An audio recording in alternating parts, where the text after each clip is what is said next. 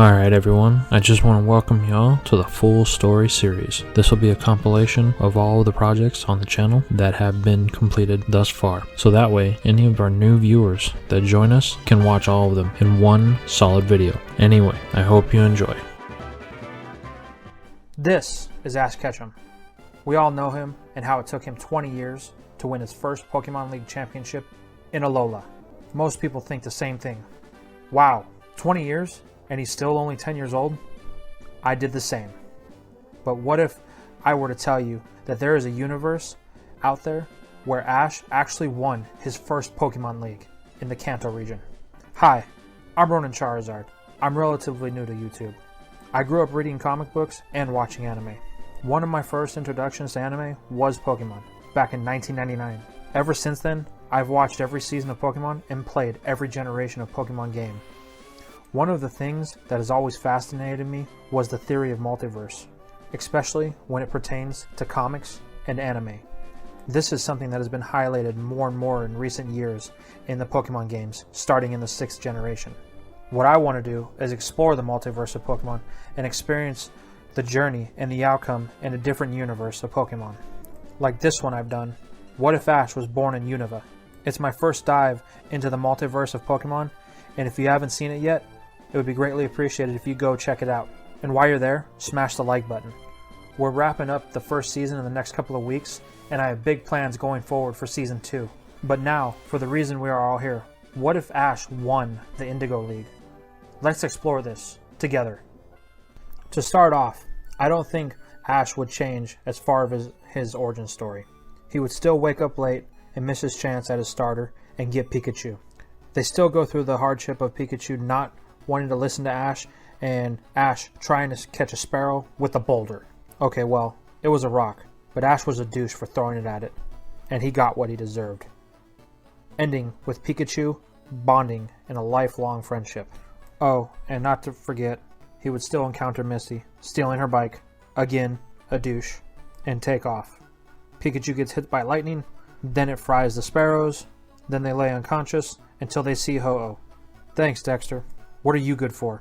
Ash and Pikachu then get to Viridian City, they learn about the Pokemon League, and they meet Team Rocket, save the Pokemon Center, roast Misty's bike in the process, and develop a stalker that would last for 2 generations. Then we move on to Viridian Forest. Ash still catches Caterpie and Pidgeotto. Ash beats Team Rocket, Caterpie evolves, and then they battle the bug catcher. It is here at this point we establish that Ash is a bad trainer. This is the first major impact that I can see would change Ash. The events still play out as normal, but is the conversation with the bug catcher that gets to Ash, and how he is compared to the other trainers from Palette, especially Gary, and that he is a very weak trainer. Ash then asks the bug catcher how. The bug catcher explains that during his battles with the other trainers from Palette, they demonstrated an understanding of their Pokemon, its health and type advantage, as to where Ash just appears to be winging it, and by doing this, he will always be in last place. This one conversation will resonate with Ash for the rest of his Pokemon journey. Ash still evolves Metapod into Butterfree, and the bug catcher does commend him on his ability to wield Butterfree, but this doesn't offset what the bug catcher had originally said about Ash. After the events in Viridian Forest, everyone moves on to Pewter City. They still meet Brock's dad and challenge Brock. Ash, of course, loses his first gym battle. Brock's dad then offers to help him, and they supercharge Pikachu. Ash returns to the gym for another challenge, and the battle plays out the same way it did in the anime. Pidgeotto gets wrecked, and Pikachu cleans up the rest, getting the win with the assistance of the water sprinklers going off. Ash chooses to leave, declaring that he feels like he didn't beat Brock, declaring that he will return when he is a better trainer. Later, Ash is headed out of town, Misty in tow, when Brock stops him and tries to give him the badge. This is where the second change happens. Instead of taking the badge, Ash sticks to his original plan and refuses to take something that he did not earn. Brock's dad still shows up and tells Brock that he should travel with Ash and live his dream of being a great breeder. Brock does do this, but Ash sets one condition, that Brock assumes a role of a coach to help him grow. In the series, this was a thing, but here, Ash makes it a condition that he can grow with, further cementing the change in his drive to win the league. They head on to Mount Moon, and things still go the same there. Brock gets Zubat, and they see the Moonstone, and they move on to Cerulean City. Misty is still sketchy about it. Ash still sees the sign saying that he is a loser, and they move on. Team Rocket still steals the giant vacuum. Ash has to battle Misty, and Team Rocket interrupts the battle. They get stopped, and Misty's sister tries to give Ash the badge, claiming that Misty would have lost if Ash used Pikachu anyway. Misty is against it, but this time, so is Ash. He tells them that he won't take the badge that he doesn't earn, and he will be returned to the gym when the sisters are more enthusiastic about battling, and he can beat them fairly. The group then moves on from Cerulean City. Ash catches Bulbasaur, Charmander, and Squirtle, and then they enter at the lighthouse. Ash catches Krabby, meets Bill, and moves on to Vermilion City. Here is where the next change happens. Ash doesn't have any badges. They are at the Pokemon Center. The kid comes in with the Rattata that is KO'd, and Ash asks about the battle and the gym leader and learns about Surge. Ash goes on to challenge the gym, Lieutenant Surge, but the first battle they have would be a 2-on-2 instead of a 1-on-1 like in the original. Ash would use Charmander and Squirtle, and Surge would use Voltorb and Raichu. Charmander would beat Voltorb quickly with a flamethrower and a Skull Bash. Charmander puts up a fight against Raichu, but is ultimately knocked out. After all the taunting from Surge, Ash sends in Pikachu, and it gets wrecked by Raichu just like in the original. Then Ash is presented with the opportunity to evolve Pikachu, but Pikachu doesn't want to. Brock chimes in to help Ash form a strategy for the next time that they battle. A couple of days later, Ash heads back to the gym with a new strategy in hand, ready for another 2-on-2 battle. This time, Ash sends in Pikachu to face Voltorb. Pikachu manages to beat it with little to no effort. But then, Raichu is sent out. Pikachu wanted to get its revenge, but Ash recalls Pikachu, sticking to the plan. Ash sends out his second Pokemon, but this time, it's going to be Bulbasaur. Brock pointed out that grass types have a type advantage against electric types, and this means it could be more useful against Raichu. This gets more trash talk from Surge about how Pikachu was weak, and it doesn't matter what Ash does, he still won't win. This angers Pikachu, but Ash reminds him of the plan. Overall, the battle between Bulbasaur and Raichu doesn't last very long. Raichu does manage to take it out, but not before taking a Razor Leaf and even more importantly, getting hit with the Leech Seed. Ash sends back in Pikachu. This is where Ash uses Pikachu's speed to his advantage. They manage to take down Surge and Raichu, getting Ash his first Pokemon League gym badge. This lights a fire under Ash as he realizes that he is now severely behind the other three trainers from Pallet. We move on to the events of Bye Bye Butterfree. And everything here happens the same. Ash releases Butterfree. But, for now. Then Ash goes on to Saffron City and challenges Sabrina for the gym badge. He still loses, and he gets bailed out by her dad. Then, Ash, Misty, and Brock head to Lavender Town to secure a ghost type. After Ash literally dies, he manages to convince Haunter to join him. But, Ash actually catches it with a Pokeball. This is mainly to simplify the rematch with Sabrina. But, Ash does let Haunter hang outside the Pokeball. They all head to the Saffron City gym. Along the way, Brock insists that Ash and him have some more practice battles so that him and Haunter can get in sync with each other. Ash then has a few battles with Brock and Misty, learning Haunter's moves and abilities. They finally arrive back at the Saffron gym. Sabrina is not happy that they got away. She tells Ash that this time, when she wins, they will not escape. The events play out a little bit differently though, as Sabrina wants a 2-on-2 battle. Ash wasn't prepared for this, but accepts it, and Sabrina sends out a Slowpoke. It seems to have the same link with Sabrina as Kadabra does. Ash calls for Haunter, but it's nowhere to be found. Sabrina tells Ash that since his first Pokemon isn't not present, he has lost the first battle. So Ash has no choice but to go with Pikachu. After a quick attack and a Thunder Shock, Slowpoke goes down and Kadabra comes out. From here, everything pretty much goes the same as the original. Kadabra dominates Pikachu until Haunter shows up and blows up in Sabrina's face. But here, this is where it changes slightly. This doesn't win the match, but it does cause Sabrina's concentration to split just enough for Pikachu to land a Thunderbolt with full power, knocking it out. The little girl by Sabrina's side vanishes, and Ash realizes Sabrina only ever wanted somebody to play with. He walks over to Sabrina, and he hands her Haunter's Pokeball. Haunter gets sad, but Ash explains, this is where it has to be, but not to worry, as he will call on it when it needs help. Sabrina actually thanks Ash and hands him the Marsh badge, and they all head on their way. In the next episode, Ash calls Professor Oak to tell him about how he got his second badge. The professor states that Gary has already earned 5 badges and caught 30 Pokemon, and tells Ash that he needs to catch more of them. Then, motivated by not having caught anything new, Mankey enters the picture, and Ash decides to try and catch it. The events all transpire as normal, and Mankey evolves into Primeape, beating down on Team Rocket. After a heated battle between Charmander and Primeape, Ash catches it, and they move on to Celadon City. Now, on to the next gym. All the stuff happens the same as in the original, leading up to the actual battle. But there are some things here that we have to fix. This was Ash's first 3-on-3 gym battle in the series. But in the original, when a Pokemon battle was over, both Pokemon were done, and the trainers would choose their next one. But in this universe, we will be using the rules that were established later in the anime. Both trainers will battle until there is only one Pokemon left, and only the challenger is allowed substitutions. In the original, Erica went with a team of Tangela, Weeping Bell, and Gloom. We won't change this, but Ash's team will have to change.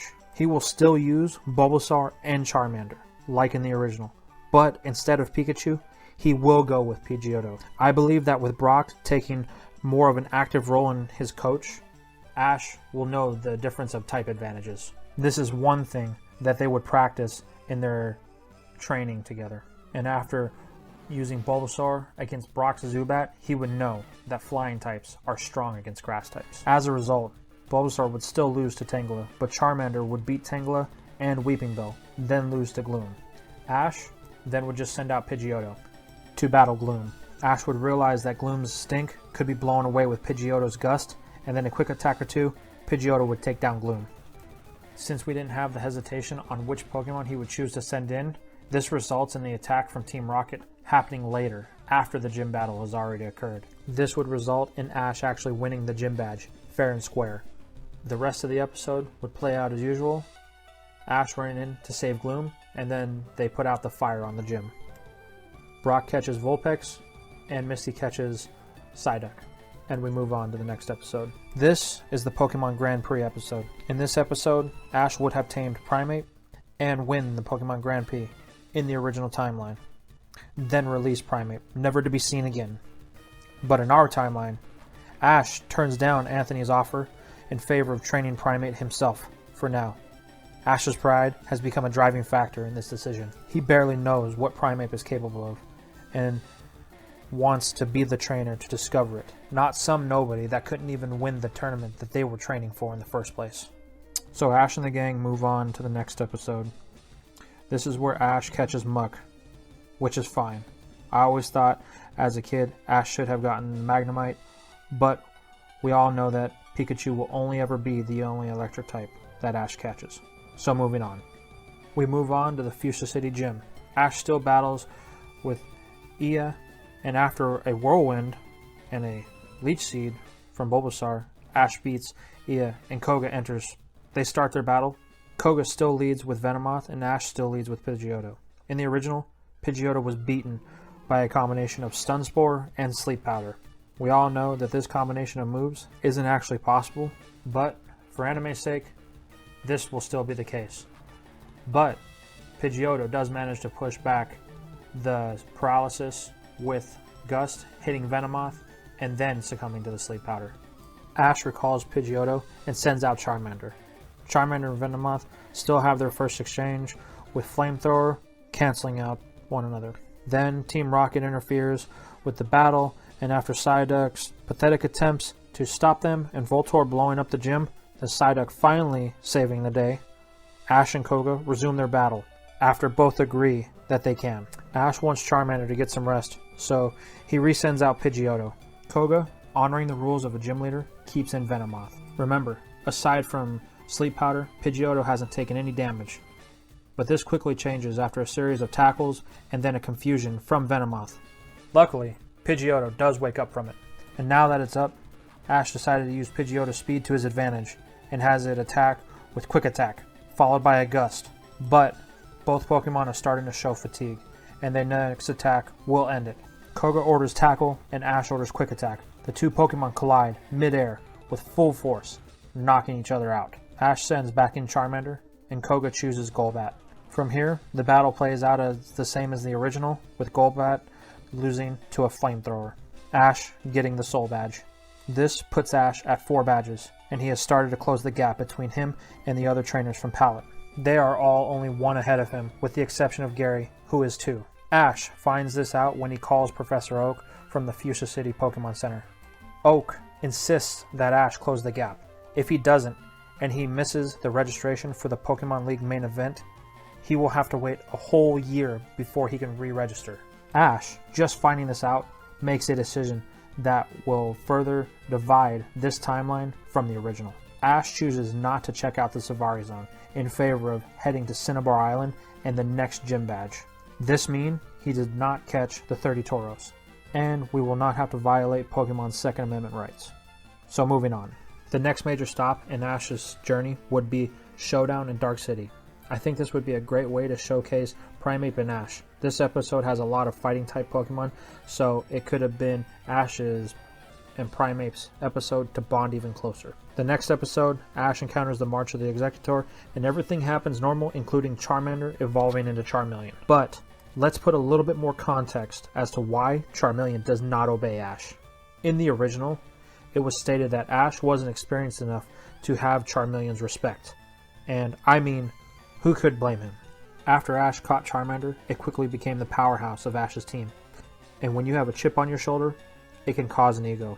But here, that role has been replaced by Primeape. With Ash and Brock doing all the extra training the way they do, it quickly becomes apparent to Charmeleon that it has been replaced. Again. Remember, it chose Ash over its original trainer. Now, just to be replaced again by a stronger Pokemon. But Ash doesn't realize this dynamic, and in the episode A Problem with Paris, Charmeleon acts out even more in the original, actually trying to cause harm to Paris the first time they battle. But in this timeline, kinda like in X and Y, when Hawlucha would pop out every time Noivern got in trouble, Primeape pops out to stop Charmeleon, to try and put it into check. This time, because Primeape doesn't like Charmeleon's attitude, it feels responsibility to keep it in check. And it will do so anytime Charmeleon steps out of line. Unfortunately, this creates more of a divide for Ash Now and we Charmeleon. pick up with the events of Attack of the Prehistoric Pokemon. Here, everything still plays out the same until the point where Ash tells Brock and Misty to go get for help. He will stop Team Rocket. Brock chooses to go with Ash. As a result, Brock gets trapped underground with Ash. But this trade-off is James will stay above the ground. The events underground play out the same as normal until Aerodactyl attacks. All of these living prehistoric Pokemon have caught Brock's attention, as he is a rock-type trainer after all. But now, Charmeleon wants to battle to avenge the scratch on its forehead. And Aerodactyl makes its way to capture Ash and Brock at the same time, then heads to the surface, while Charmeleon and Pikachu catch a ride back to the top. Because Brock isn't there, Jigglypuff is delayed in its song, but Charmeleon still gets mad enough at Aerodactyl, forcing it to evolve. What proceeds from here is an all-out battle between Charizard and Aerodactyl, resulting in Charizard actually winning with a seismic toss. But it does not fall back into the hole in the ground like in the original. But this isn't enough for Charizard. It wants more. Seeing this, Ash pulls out his Pokeball and tries to recall it, but it won't return.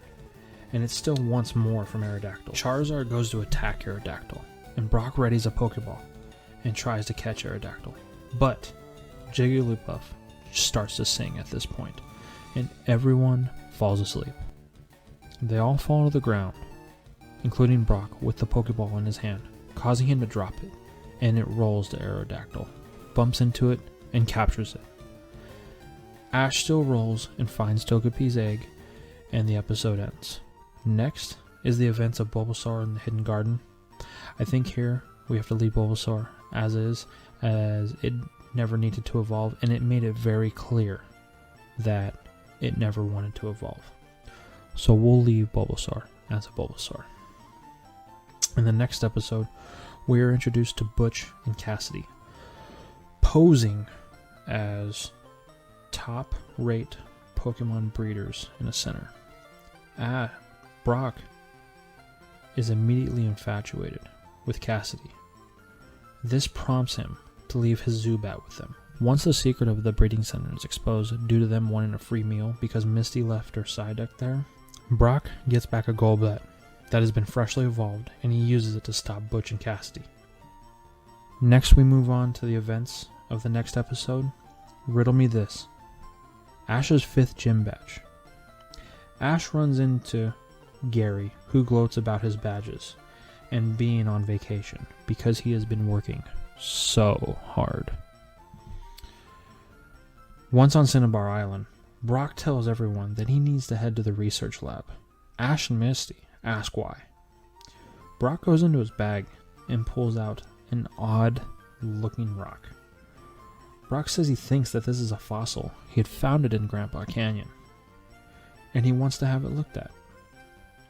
Once they arrive at the lab does indeed confirm that it is a fossil, and they tell Brock if he comes back in a day, they will have it ready for him.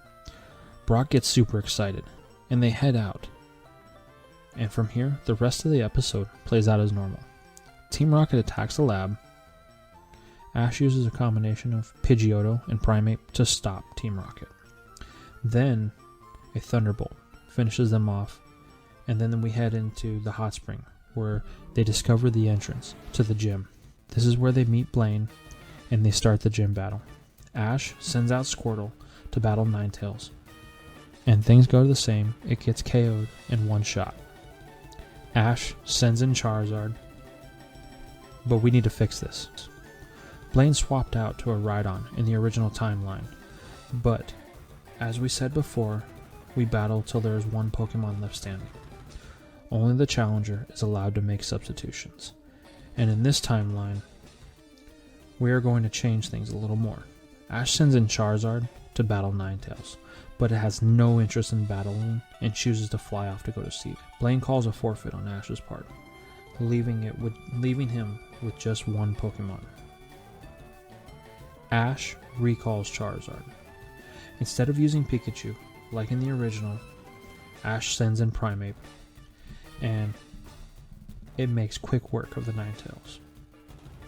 Then, for Blaine's second Pokemon, we're going to change Rhydon to Rapidash. Because, Fire-type gym, Fire-type Pokemon. This battle does prove to be hard, but Primeape does manage to take the gold against Rapidash, bringing it down to just one Pokemon each. That's when Blaine chooses Magmar. But Primeape is now tired from the two previous battles, and Magmar manages to make quick work of Primeape, causing Ash to lose the battle. What follows is a week of intense training for Ash. One of the things that is developed real quick is that Charizard and Primeape do not get along. Every time the two get around each other, they try to fight, and Charizard still won't acknowledge Ash. But even more so is Aerodactyl. It's giving Brock some trouble, but not as much as Charizard is to Ash. But some of this, I think, would be due to it not being familiar with humans. It still looks at Ash like a snack. During the week, Brock goes back to the research lab, and they give him his new prehistoric Pokemon. Lord Helix himself, Almanite. Then the events of the last day play out the same as in the anime, with Team Rocket attacking the gym and destroying it. After seeing Magmar struggle to save its home, Charizard finally decides to help. After some help in Onyx and Geodude, the gym is saved, and Blaine decides to give Ash another chance to battle. Charizard wants a chance to battle Magmar. Ash and Blaine agree to a one-on-one battle that all plays out the same as in the anime, resulting in Ash earning his 5th badge. Then, they head to Viridian City. Now, normally the events of the Misty Mermaid would happen, but Ash chooses to head straight to the Viridian Gym. The events play out the same as in the anime, right down to Gary trying to battle Mewtwo and losing, then prompting Giovanni to leave the gym and leaving Jesse and James in charge to face Ash. Once Ash, Misty, and Brock get back into the gym, they are met with Gary unconscious on the floor, and Jesse and James make their entrance. Ash chooses a challenge for the Earth Badge, and everything plays out the same, pretty much as in the original, until Ash sends in Pidgeotto to use Double Edge. As Ash has been battling a lot more than in the original, it evolves into Pidgeot, and with this new addition to Ash's team, he secures his win for the 6th badge, rather easily, much quicker than in the original. Now, we can head on to Viridian City in the events of the Misty Mermaid. After the events of the show and Seal evolving into Dugong, Ash gets to have his battle for his 7th badge. Ash wants his battle to include Misty and all of her sisters. They all agree and choose the stipulation that they will each use one Pokemon. If Ash can beat 3 out of 4 of the sisters, he will get the Cascade Badge. The battle order is decided as Violet, Daisy, Lily, and Misty. Violet goes first, and she leads with Misty's Starmie. Ash uses Pidgeot here, and Pidgeot's new speed is too much for Starmie, and after a wing attack and a quick attack, it's over. Ash thinks he's got it easy. Next up is Daisy, and she chooses Seeking. Ash then decides to use Pikachu, and Pikachu manages to take it with little effort. Next is Lily, and she chooses to use Dugong, and Ash goes with Bulbasaur. Unfortunately, Dugong's Ice-type attacks are too much for the Bulb Pokemon, and it gets knocked out with an Aurora Beam. Last up is Misty. She chooses Staryu. Ash wants to beat Misty on her element, so he chooses to go with Squirtle. After much back and forth, as the two trainers know each other very well, Squirtle narrowly manages to take the win with a Skull Bash, knocking out Staryu and winning Ash his 7th badge. Misty tells Ash that she proudly presents Ash with the Cascade Badge as she hands it over to him. Ash looks deep into the badge, then turns to Brock and says, "You know what this means, right?" Brock just nods, and they head off to Pewter City. As Ash and the gang head back to Pewter, Brock tells Ash that he's going to go ahead. He wants to get to the gym right when he gets into the city, so that way he can see his family and get the gym ready for their battle. They will have it first thing in the morning. The next morning, Ash, Pikachu, and Misty arrive at the gym. Upon entering, they are met by Brock, his dad, and all of their siblings. And yes, Brock's mom is there too, because we are changing the timeline to match future events. Brock asks Ash if he is ready, and Ash tells him this time won't be like the last. Brock responds, "You have that right." He then proceeds to tell Ash that their battle is going to be a 6-on-6. Ash doesn't know how to respond. He wasn't planning a 6-on-6 battle. Maybe a 3-on-3, or max 4. But 6? He asks Brock if he is crazy. Brock responds, "Ash, you're going to have to battle a 6-on-6 someday at the Indigo Plateau. Why not get started with it in your very last gym battle before the Indigo League?" After thinking, Ash agrees, not thinking about Charizard. But the two get started, and Brock leads off with Vulpix, and Ash chooses Squirtle. Ash easily takes the first round, but then Squirtle is knocked out by Brock's Omanyte.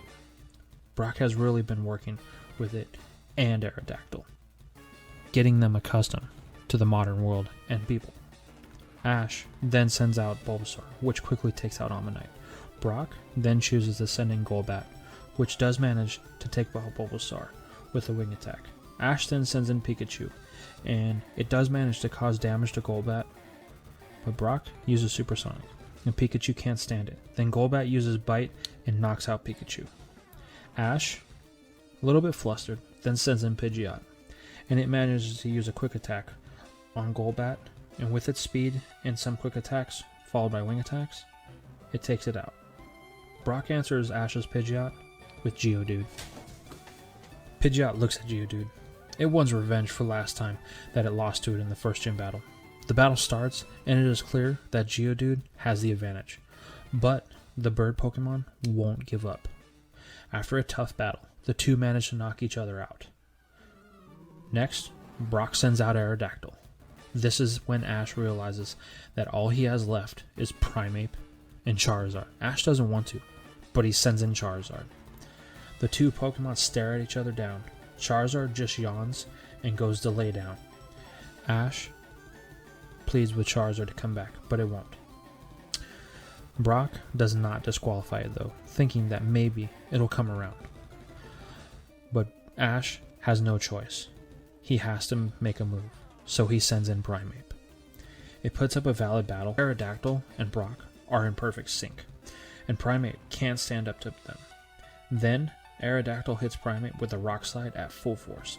Not enough to knock it out, but it was enough to get Charizard's attention, and it decides to step back in to battle Aerodactyl. After another round between the two Titans, Charizard manages to take out Aerodactyl, but then Charizard chooses to go back to sleep as soon as Brock sends in Onyx. At this point, Brock does disqualify Charizard. He won't accept it twice. But this leaves Ash with just Primeape to battle. But even though it had battled hard against Aerodactyl, it does manages to take out Onyx, securing Ash his 8th and final badge. After that, the gang decides to head back to Pallet Town. On their way, they do encounter the Mr. Mime at the circus, and Ash does run into his mom there. They travel back to Pallet, and this is where our next episode will take place, during the events of Showdown at the Pokey Corral. This episode, Ash finds out that Gary is astronomically ahead of him when it comes to Pokemon and the badges that he earned. But we are also going to include a partial part of the episode, Pallet Party Panic, as well. They are throwing the party this time though for Gary and Ash, as they are the only two to make it back to Pallet Town with 8 or more badges. Team Rocket attacks and Charizard stops them. Then it goes on a rampage like in the original, but this time Primeape tries to step in to stop it, but unfortunately it is dominated by Charizard. You see, this is the first back and forth that these two have had since Charizard evolved, and it is no contest. This hurts Primate's pride, and Gary makes fun of Ash on how he is weak because he cannot control his Charizard, and remarks that none of his Pokemon would disobey him like that. Ash then challenges Gary to a battle, but Gary says Ash is beneath him and declines, saying as a battle with Ash would be a waste of his time. Then he leaves. Ash is so mad. He needs to get stronger, and he needs to tame Charizard. Then Professor Oak comes over to Ash and notes his frustration and says he has 2 months before the Pokemon League starts. Ash asks Professor Oak what he could do in the 2 months to get stronger. Oak looks at Ash and says he thinks it would be a good idea to take a vacation. But not just any vacation. A vacation of the orange variety. So we pick back up with Professor Oak, telling Ash that he needs a vacation. Ash asks what the professor means. Oak tells Ash about the Orange Islands and how there is something there that he needs him to pick up for him from the professor of the Orange Archipelago, Professor Ivy. Oak also states that there are a lot of trainers in the Orange Island. Even one from Kanto, known to be a member of the Elite Four, lives in there in the off-season. Ash, having heard of the Elite Four from Brock, knows who they are and would jump at a chance to battle one of them. Ash asks Professor Oak if he could have some time to think about it. Oak says sure, so Ash heads home. The next day, Ash is called back to Professor Oak's for an emergency. Once he gets there, Oak says unfortunately that after Charizard's outburst and rampage yesterday, all of the Pokemon on his property are now fighting. Even Gary is there, and he can't stop them. Ash's Krabby is doing the best he can to help, but as it stands next to Ash, Gary makes fun of it, comparing it to his own, saying that Ash isn't a real trainer as he has never even worked with Krabby before, so it's severely underdeveloped. This angers Ash, but Oak reminds them that they don't have time for this, they need to calm down all the Pokemon. Then Ash has an idea. He sends out Bulbasaur. He tells Oak that Bulbasaur is great at keeping the peace, so they get to work. After a while, they manage to get everything under control, and Oak was impressed with Bulbasaur. Oak then asks Ash about the offer to go to the Orange Islands, and Ash says he's going to do it.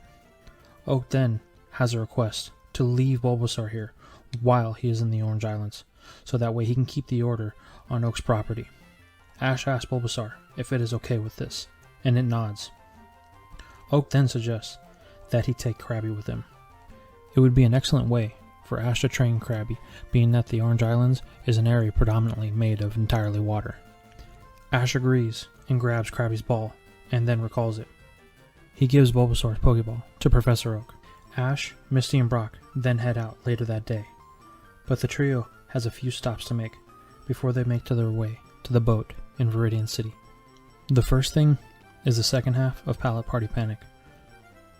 Ash, Brock, and Misty head out, and they are attacked by the Fearow and the Spearow, and the Pidgey and Pidgeotto are unable to fight them off.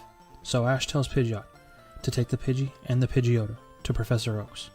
They will be safe there. Then the group moves on to Pewter City. Once there, Ash calls Professor Oak to confirm Pidgeot and the Pidgeotto's and Pidgey's safe arrival. Oak confirms it and asks Ash if he would want Pidgeot to be sent to him. Ash says no. It would be best right now if Pidgeot stays there just in case the Fearow and the Spearow come back. Then they head to the gym. Brock's younger siblings are getting close to the age of 10 and becoming Pokemon trainers, so he decides to leave Geodude, Vulpix, and Ammonite there for his siblings to use to train. Brock feels that Aerodactyl, Onyx, and Golbat might be a little bit too aggressive for them, so they leave the three Pokemon behind and move on to their last stop on their way to Vermilion City. This last stop will be the hardest, especially for Ash. The trio arrives to a familiar setting, a gym, a ring hall, and a familiar trainer with a punchy Pokemon standing outside. It's Anthony and his Hitmonchan. Ash calls out to Anthony. You see, Ash called Anthony ahead of time and told him what is going on with Primeape and Charizard. After discussing things with Primeape, Ash made a very hard decision. He asked Anthony if he could train with Primeape while Ash is in the Orange Islands. Ash wants to try and focus on Charizard and is afraid that the more focus he puts on Charizard, that Primeape will suffer, and he feels that it is unfair to it, so this would be the best option. After a tearful goodbye, Ash hands Anthony Primeape's Pokeball and says he will be back for it in 2 months when the Pokemon League starts. Then the trio head to Vermilion City and board the ship heading toward the Orange Islands. This travel to the Orange Islands is long, and this ship actually has a layover to another part of Kanto, where they will have to board another ship. Once they get off the first ship, they are walking along the coast for a few hours to get to the location of the next ship. On the way there, Ash, Misty, and Brock stop to have lunch, when a trainer challenges Ash to a battle. Now this battle does have a change. Instead of Bulbasaur versus Donphan, it would be Krabby versus Donphan. Krabby managed to win with a Crab Hammer, and as a result of the battle, this causes Krabby to evolve into Kingler. The rest of this battle plays out as usual, Ash winning. But the most important part is that they are being watched from afar by a mysterious individual on monitors. Yes, we are introducing the first Pokemon movie. It is canon, and it would be a crime not to use it. The events all play out the same until they get to the battle with Charizard. Mewtwo says that Ash's Charizard is poorly trained, and that its lack of obedience makes it weak. This hits a particular nerve with Charizard and Ash, and then they continue to the battle, in which Charizard gets taken down by its clone counterpart. This loss affects Charizard. Its confidence has been shaken a little.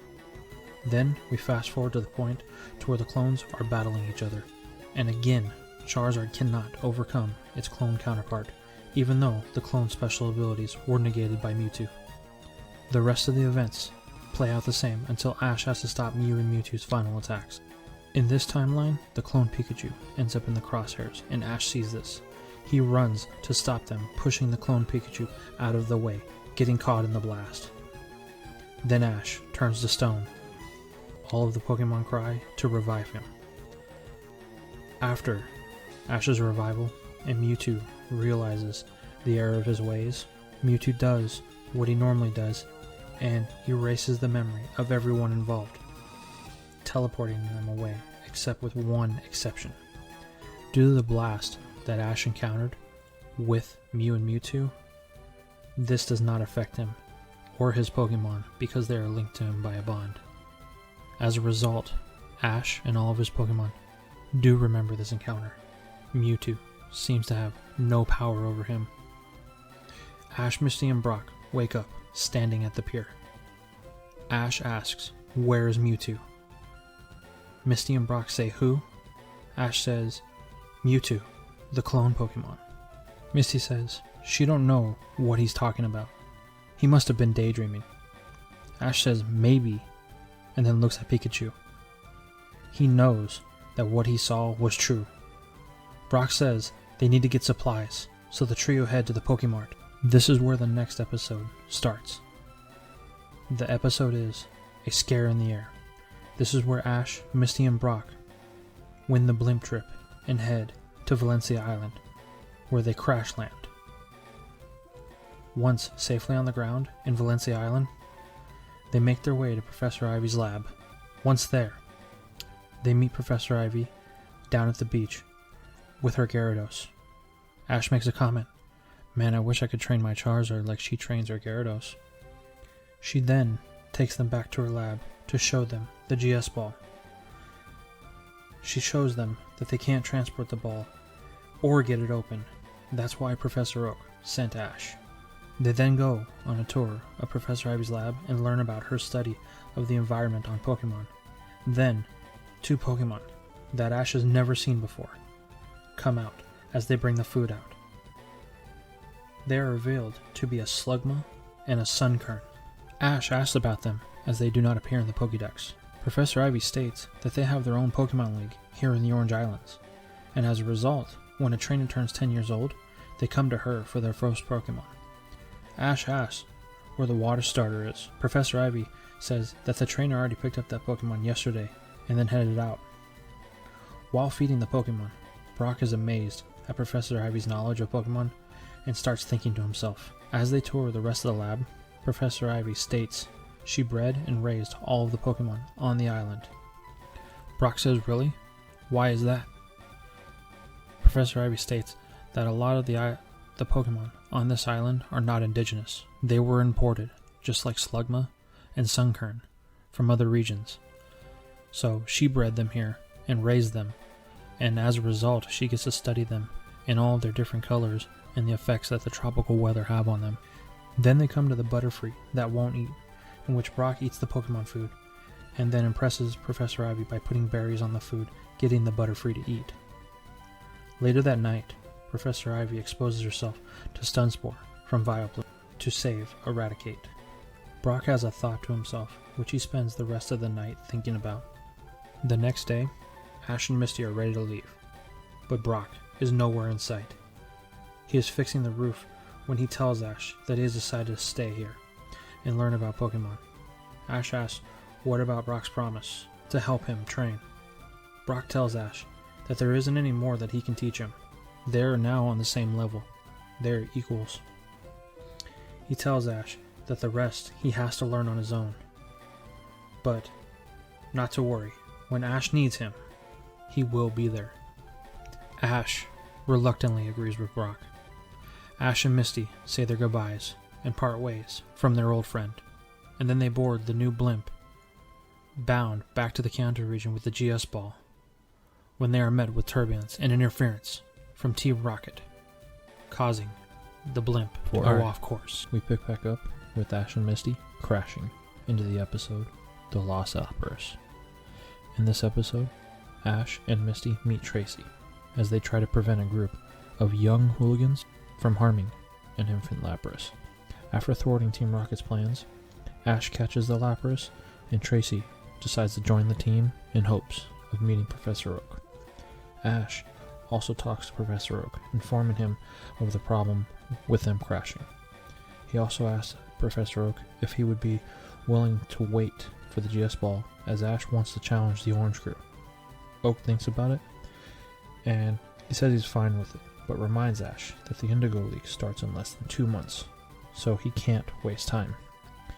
Ash acknowledges this, and the new team sets off for Ash's first badge. The next episode, Fit to be Tied, everything plays out the same, with Squirtle and Cedra tying, resulting in the Pokemon Wave Ride, where Ash uses Lapras to beat Blastoise, earning him his first badge, the Coral Eye badge.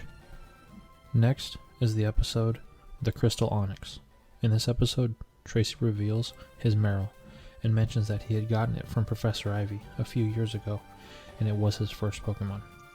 Then, we head over to the episode Into the Pink. This is the island that is protected by whirlpools, and Ash and everyone gets washed up on. This is where the next big change happens. On this island, when Ash gets attacked by a Rhyhorn, instead of being teleported away by Togepi, he's saved by an old friend. I told you, this wouldn't be the last time we saw it. Butterfree. That's right. I feel this was a missed opportunity in the original anime. Butterfree's girlfriend is literally pink, just like all the Pokemon on this island. Butterfree's shiny form isn't even close to pink, so this just makes sense to me. I mean, they did fly across the sea after all. I think the pink Butterfree in this form is from the island. So after spending some time with Butterfree and clarifying with Officer Jenny that it is his Pokemon, Ash leaves Butterfree's Pokeball with Officer Jenny and says that he may call on it in the future. Then Ash and Butterfree say their goodbyes and part ways once again. For now. Now we enter the events of Naval Maneuvers. In this episode, Ash challenges for his second Orange League badge. The change for this episode is obvious. It's going to be Kingler, normally where Bulbasaur was. But Kingler is just going to do everything the same that Bulbasaur did and do all the same normal functions. The events all still play out the same, with Charizard in terms of it melting the ice lid for him to win the second round. The struggle with Ash getting it to listen though is getting to be much harder. Charizard isn't being lazy in this one. It's more like it's kind of depressed. You see, the battle with its clone is still firmly in its mind. It can't think about anything else. It can't believe it lost so easily. It couldn't even make one hit. And Ash hasn't been working with it like he said he would. Charizard spending all of its time in its Pokeball. But after persistence from Ash, it relents, using its flamethrower, and the rest of the episode plays out the same, earning Ash his C Ruby badge.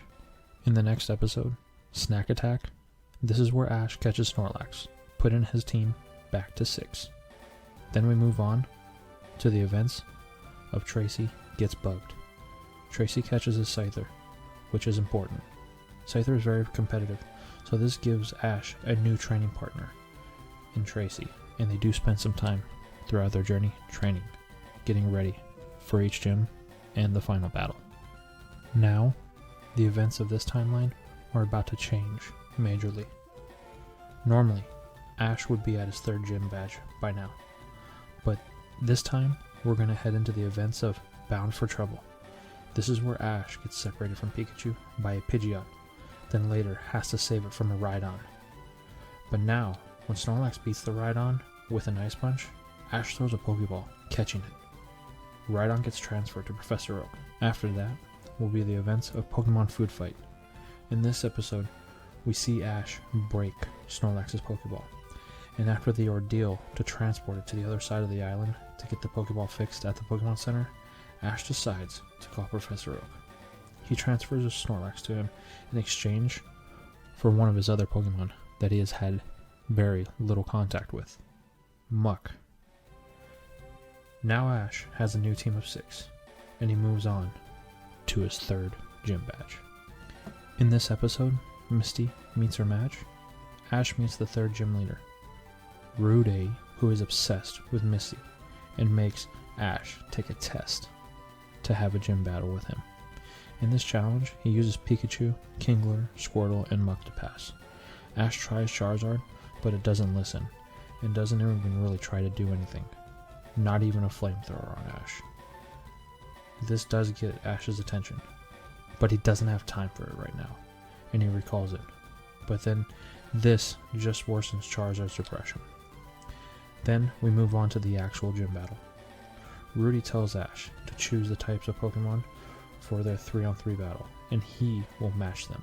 Ash normally would use a grass type, but this time he chooses Poison, as he has Muck instead of Bulbasaur. The match comes, and Pikachu loses to Electabuzz. Then, Ash sends in Muck. Rudy chooses to use a Vileplume. This does take some time, as it is Muck's first Pokemon battle, but it does manage to beat the Vileplume with a Sludge. Next, the 3rd battle between Squirtle and Starmie. The battle goes the same as in the original, up until Squirtle uses Water Gun to escape the Thunderbolt, causing it to fly off the edge of the ring. In the original, Squirtle learned Hydro Pump to get itself back up in the ring, but I think this would still happen, but before it, triggering its evolution into War Turtle. Then the battle would proceed normally, with War Turtle winning Ash the Spike Shell badge. Next are the events of Pokemon Water War, and Ash's new War Turtle proves it has what it takes to hang and even lead the team of War Turtle. Then we move on to the events of Pokemon Double Trouble, and Ash's 4th badge. In the beginning of this episode, Team Rocket attacks, and Ash tries to use Charizard, but it has no motivation. It just slinks off, and then when Team Rocket makes their move, Charizard does try to intervene, to try and be a hero, to try and raise its self-confidence, but the island's gym leader and her Alakazam step up, killing Charizard's motivation even more. It can't even rely on its own power. Ash sees this, and Misty and Tracey comment on it as well. But Ash doesn't know what to do. He has to prepare for his gym battle, as the gym leader has requested to make it a double battle. Later, at the hot tub, Ash, Misty, and Tracey are discussing things about the gym battle and Charizard. Ash doesn't feel confident, as Charizard has no motivation, and he knows he will have to face the Alakazam. Tracey mentions that a ghost or a bug type would be perfect for this match. Ash thinks it to himself. The next morning, the battle comes, and Luana, the gym leader, sends out Alakazam and Marowak. After a pause that seems like an eternity, Ash sends in his 2 Pokemon. In the regular timeline, Ash would have used Pikachu and Charizard, but since Charizard is still having issues, Ash changed up his whole strategy. Ash sends in Butterfree and Haunter. You see, the previous night, after everyone went to bed, Ash made some calls, and he called Saffron City and spoke with Serena, and asked her to send Haunter. Then he called Officer Jenny and asked her to send over Butterfree. The battle plays out the same, with Luana having the edge over Ash, and Butterfree and Haunter, having never battled together, being at a disadvantage. But after a while, the two managed to get in sync and managed to take down the Alakazam and Marowak, earning Ash the Jade Star Badge. In this next episode, we're moving on to the Mandarin Island Mismatch. In this episode, Ash has a battle with a trainer and his Tauros. Ash has started to gain a chip on his shoulder, winning all of his Orange League gym badges in one shot. So, when he can't beat this trainer and his Tauros, he sends in Charizard. But it doesn't want to battle until it is attacked by Tauros. Then, Charizard attacks. It beats Tauros, but continues to go on a rampage until stopped by Prima. I know in the games her name is Lorelei, but we're just going to stick with Prima because we're covering the anime on this one. Ash realizes she's an Elite Four member and challenges her to a battle. At first, she declines, but after some consistent pestering from Ash, she accepts, only for him to lose to her. She tells Ash that he has a lot of growing up to do, and that he needs to realize his Pokemon battle because they trust him. Ash tries to say she doesn't know what she's talking about, but Prima counters by saying that he doesn't even know that his Pokemon is depressed, stating that Charizard is mentally not okay.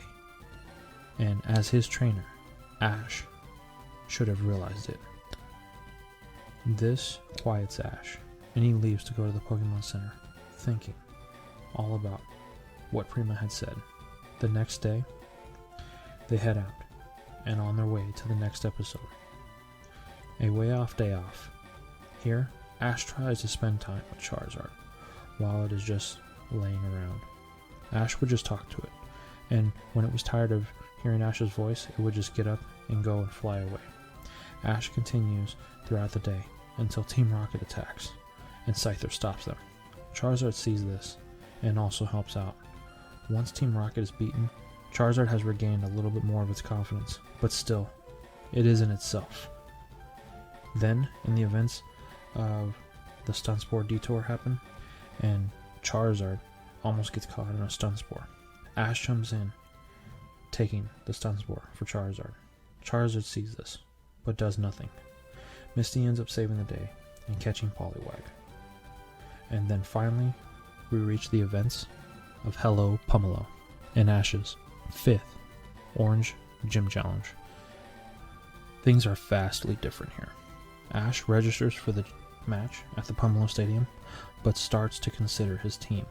Ash calls for Snorlax, but it just ate and won't wake up, and Ash doesn't have Tauros here. He does consider Rhydon, but ultimately decides to go with his current team, Pikachu, Muck, Lapras, Kingler, Wartortle, and Charizard, as they have been the ones traveling with him throughout most of the Orange Islands. Ash knows that it's a risk to use Charizard, but it's a chance he's willing to take if it'll help get through to Charizard. The next day, Ash, Misty, and Tracey head to the gym to face Drake, the undefeated gym leader. The first half of the battle takes place as normal. Pikachu beats Diddle, and instead of Squirtle, Wartortle takes out Onyx. Then, instead of Tauros, Ash sends in Muck to face Gengar. Once Muck gets confused, it is recalled, and Ash sends in Lapras, where the events play out the same, resulting in a double knockout and a field change for the second half of the match. This is where things change drastically for our timeline. Ash leads 5-3, but in the second half, Drake starts with Venusaur. Ash chooses Muck. It does take some time, but it does manage to take down the Venusaur. Next, Drake sends in Electabuzz. Ash chooses to stick with Muck, but it is quickly overpowered by Electabuzz. Ash then sends back in Pikachu, but it hasn't recovered enough, and Electabuzz quickly takes it out as well. Now, Ash has a problem, and he knows it. He has 3 Pokemon left, and all of them are weak against electric type attacks. But Ash digs in and sends in Wartortle. It lasts longer than Pikachu did, but ultimately loses as well. Ash then sends in Kingler. By this time, Electabuzz is starting to wear down. Even though Kingler takes a bit of damage from the electric attacks, it does manage to take down Electabuzz with a Hyper Beam. Drake then sends in his trump card, Dragonite. With Thunder, it makes quick work of Kingler leaving Ash with just one Pokemon. Ash sends in Charizard. Charizard takes one look at Dragonite, and it starts to feel anger.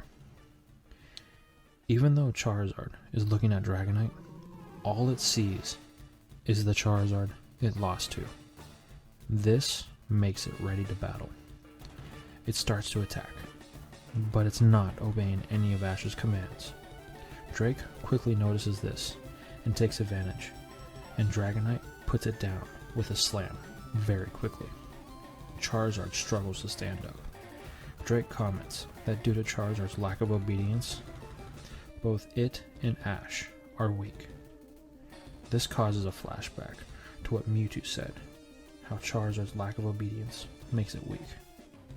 Determined to prove them wrong, Charizard stands back up and continues the battle, but again, it is put down with a slam from Dragonite, this time knocking Charizard. Ash is standing there, in shock, motionless. He can't believe he lost. Not until Misty and Tracey call out to him does he even think to recall Charizard. Ash turns to Misty and Tracey. He hands them all of his Pokeballs and tells them to take them to the Pokemon Center, and then takes off before they can say anything. Drake sees this, but does nothing. Several hours pass, but Misty and Tracey haven't seen Ash or heard from him. They took his Pokemon to the Pokemon Center, like he requested. Now they are just waiting. Pikachu is also worried, but it doesn't stick around. The first chance it gets, it leaves the Pokemon Center to go look for Ash. It is now nighttime. On the other side of the island, in a part underdeveloped, sits Ash, holding the GS ball and looking into the sky. He is thinking, is this the end to his Pokemon journey? How could he even think of competing in the Indigo League with his poor performance here? This is the first battle Ash has ever had that he couldn't re-challenge for if he lost. So this is it. He's the Orange Island loser. He practically skated by in all of his gym battles to get here with luck. And sure enough, his first real opponent, he cracks. Then someone asks him, "Hey Ash, can I join you?" Ash turns, and it's Drake. Ash is in one of his many training areas on the island. What precedes is a long conversation about Ash's internal struggles, and Drake telling Ash he is a good trainer, and explaining that in the world of Pokemon, there is always hardships and triumphs. Drake tells Ash about how his family, the Dragon Clan, specialize in Dragon types, and that Dragonite used to be a lot like his Charizard, but over time, they came to respect each other. Then, Pikachu finds Ash, and after some much soul searching, and they head back to the Pokemon Center, where Misty and Tracey scold Ash, and he apologizes for worrying them. The next morning, the trio get ready to head off, but not before some final words from Drake. He tells Ash to remember, he and his Pokemon need to be one. Then states that there are many parts to the power of one, as the trio sets off from the Pomelo Island towards the Kanto region. Next are the events of Charizard Chills. In this episode, we see Ash meet a young trainer and his Poliwrath. After Pikachu loses to it, Ash gets frustrated and sends in Charizard. Now, Charizard has been brewing from his loss with Dragonite, and it is ready to battle, but still won't listen to Ash, which results in it getting frozen by an ice beam. The trainer tells Ash that he was expecting more. He tells Ash that he came from the Pomelo Gym and Drake spoke very highly of him, and that he was a trainer with a lot of power, but can see he was wrong. Then he leaves, leaving the island. The rest of the events play out the same over the night, with Ash just talking to Charizard, rubbing it, trying to warm it up, and Charizard just listening.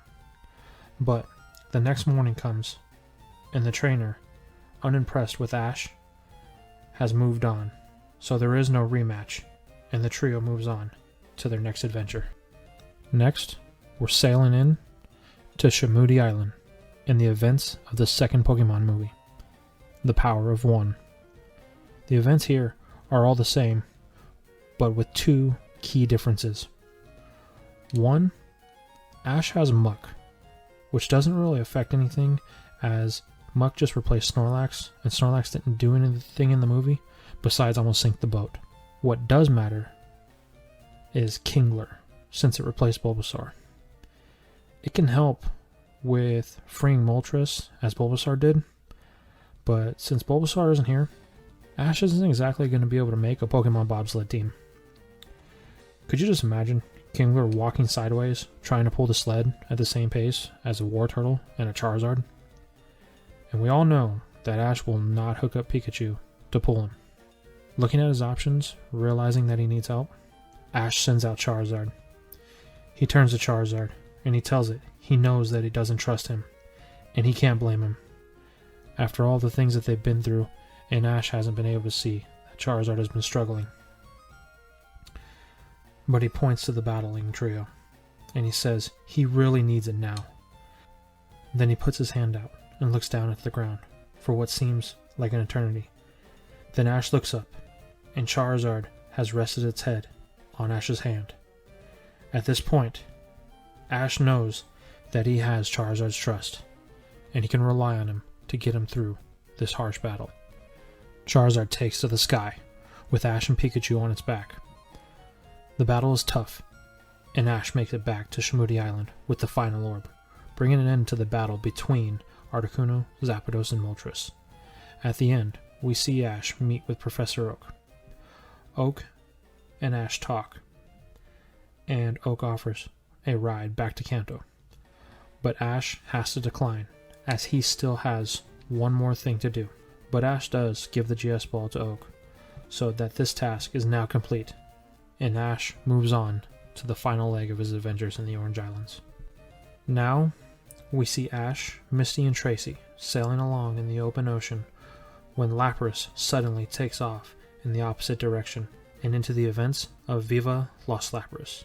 This is where we see Ash's Lapras meet up with its school of Lapras, and after stopping the pirates of the Orange Islands, or Johnny Depp, whichever one you prefer, Ash and Lapras say their goodbyes and part ways as Ash heads back to the Kanto region.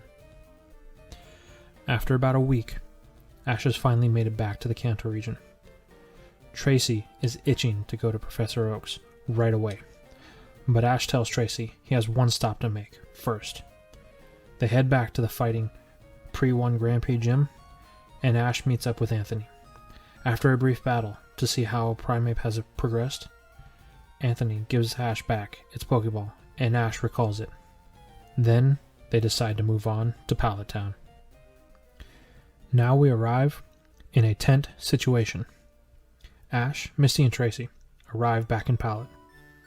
They head to Professor Oak's lab to greet the professor. This is where Tracey starts to get all fanboy over Professor Oak, wanting to be his assistant.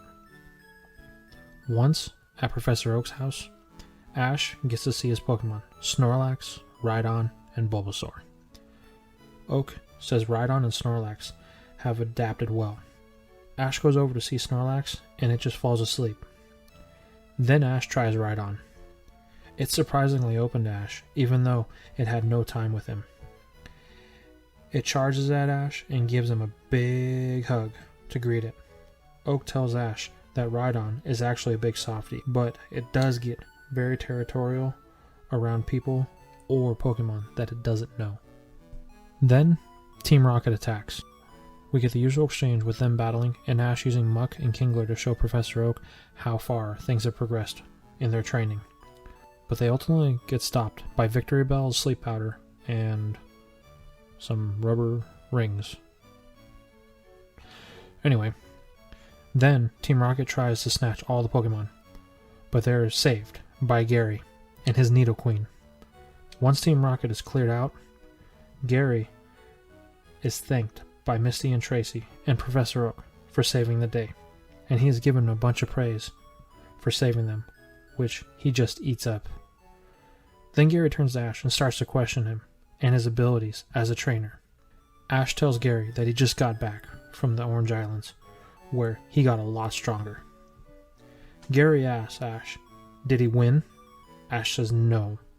Gary responds, "Well then, you're still the same loser that left here 2 months ago." This angers Ash, and he challenges Gary to a battle.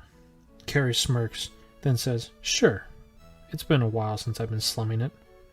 This angers Ash. Gary chooses Nidoking for the battle. Ash wanted a powerhouse to go against Nidoking, calls for Snorlax, but is passed out. Gary just laughs and makes more fun of Ash. Ash gets more heated, and he gets ready to send in Charizard, knowing that it's finally accepted him, and he knows that it can take Nidoking. But then, Rhydon steps forward. Remember, it doesn't like Pokemon it doesn't know in its territory, and Nidoking is one of Gary's best, so it's always with him. As a result, Rhydon doesn't know it because it hasn't been at Professor Oak's lab. Ash is okay with this, and the battle gets started. Rhydon does have size and power on Nidoking, as it came from an island of giant Pokemon, but that's all it has. After a while, it becomes outclassed by Nidoking and its superior training, and eventually loses. Gary just says, "See, Ash? It's the same thing I've said before. You don't train with your Pokemon. As a result, you're weak. You couldn't win the Orange League, and you don't stand a chance in the Indigo League." And then Gary just turns and walks away. Ash just stands there as Gary walks off. Ash then tells Pikachu to come on, and they head off to the mountainside at the back of Professor Oak's property. Misty and Tracey try to follow, but Professor Oak stops them, and then they head inside. After a while, Ash hasn't returned. Misty decides to sneak away to go out and check on him, but she doesn't see him, or, come to think of it, she doesn't see any of his Pokemon.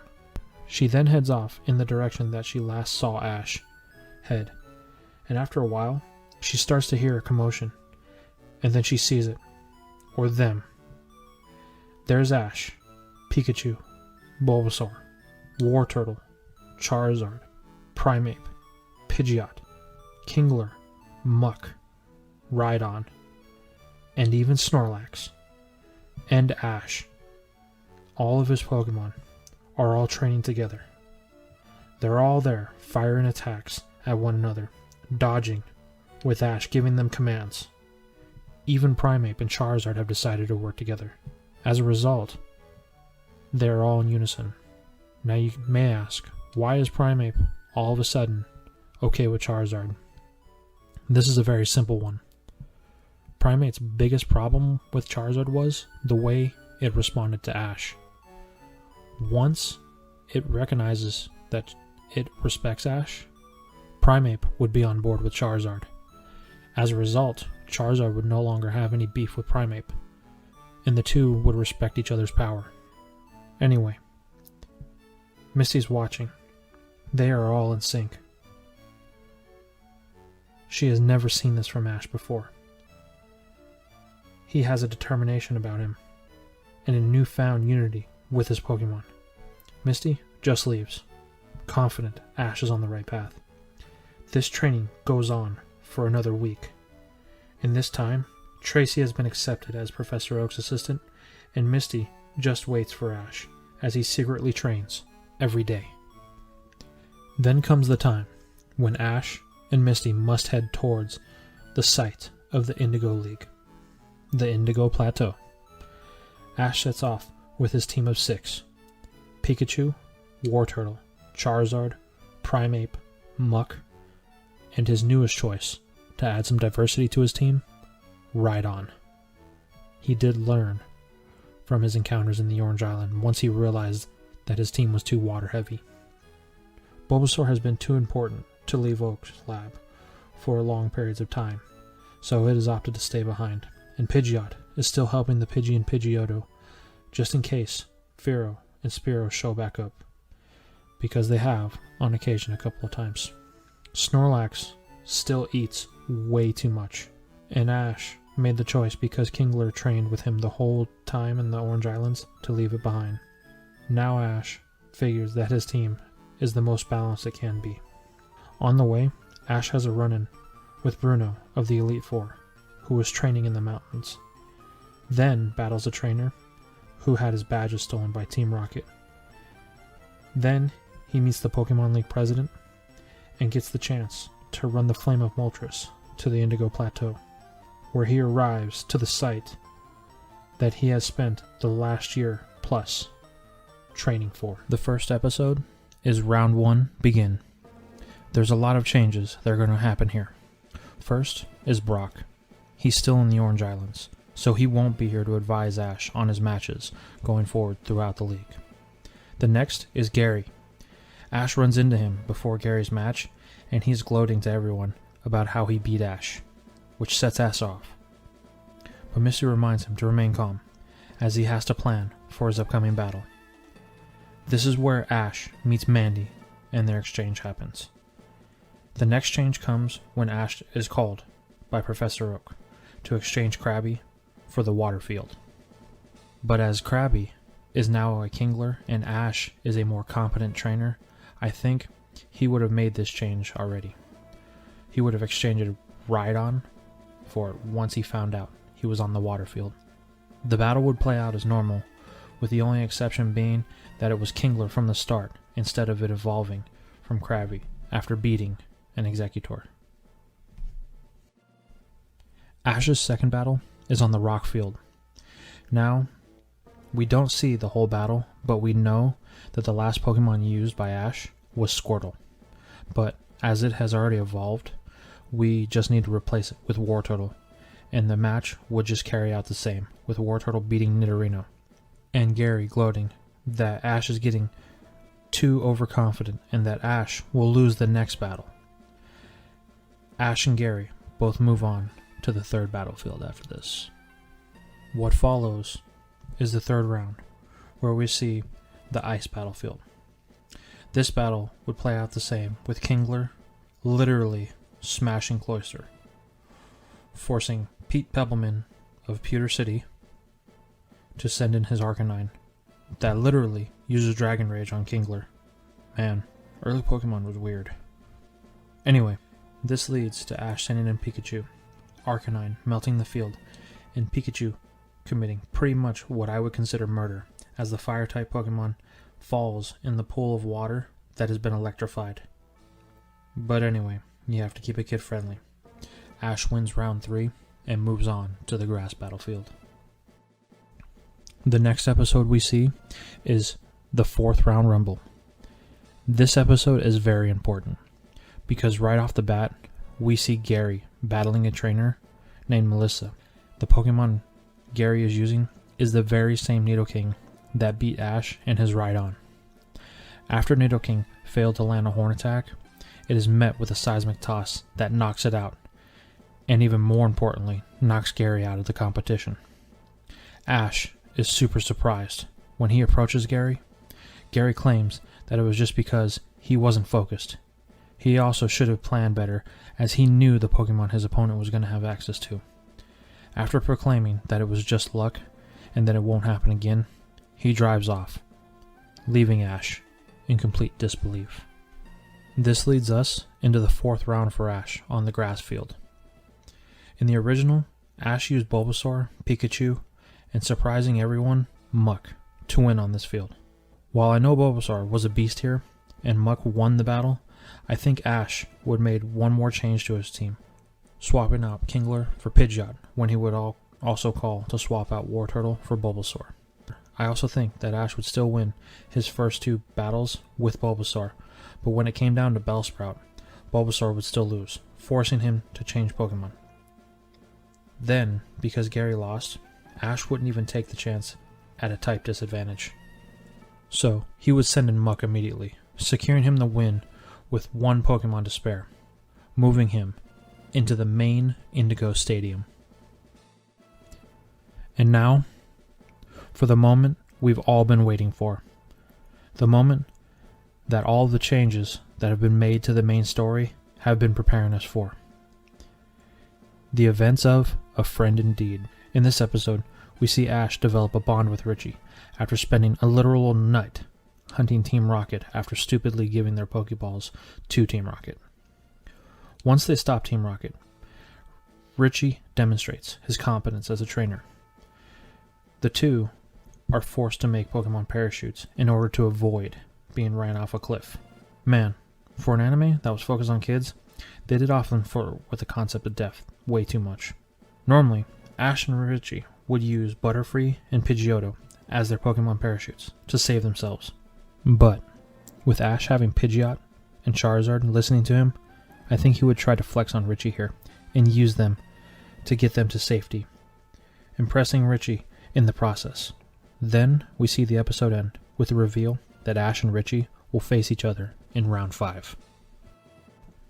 Now on to the episode in Friend and Foe Alike. In this episode, we see Ash take on Richie in round 5. At the beginning, we see Misty pull up the Pokemon League website to get info on all of the trainers, and they learn that Richie has only used 3 Pokemon in every battle: Pikachu, Charmander, and Butterfree. Knowing this, I believe that Ash would do what he could to craft his team of 6 to not only battle the 3 most likely choices Richie would make, but any other of the Pokemon he could potentially have on his team.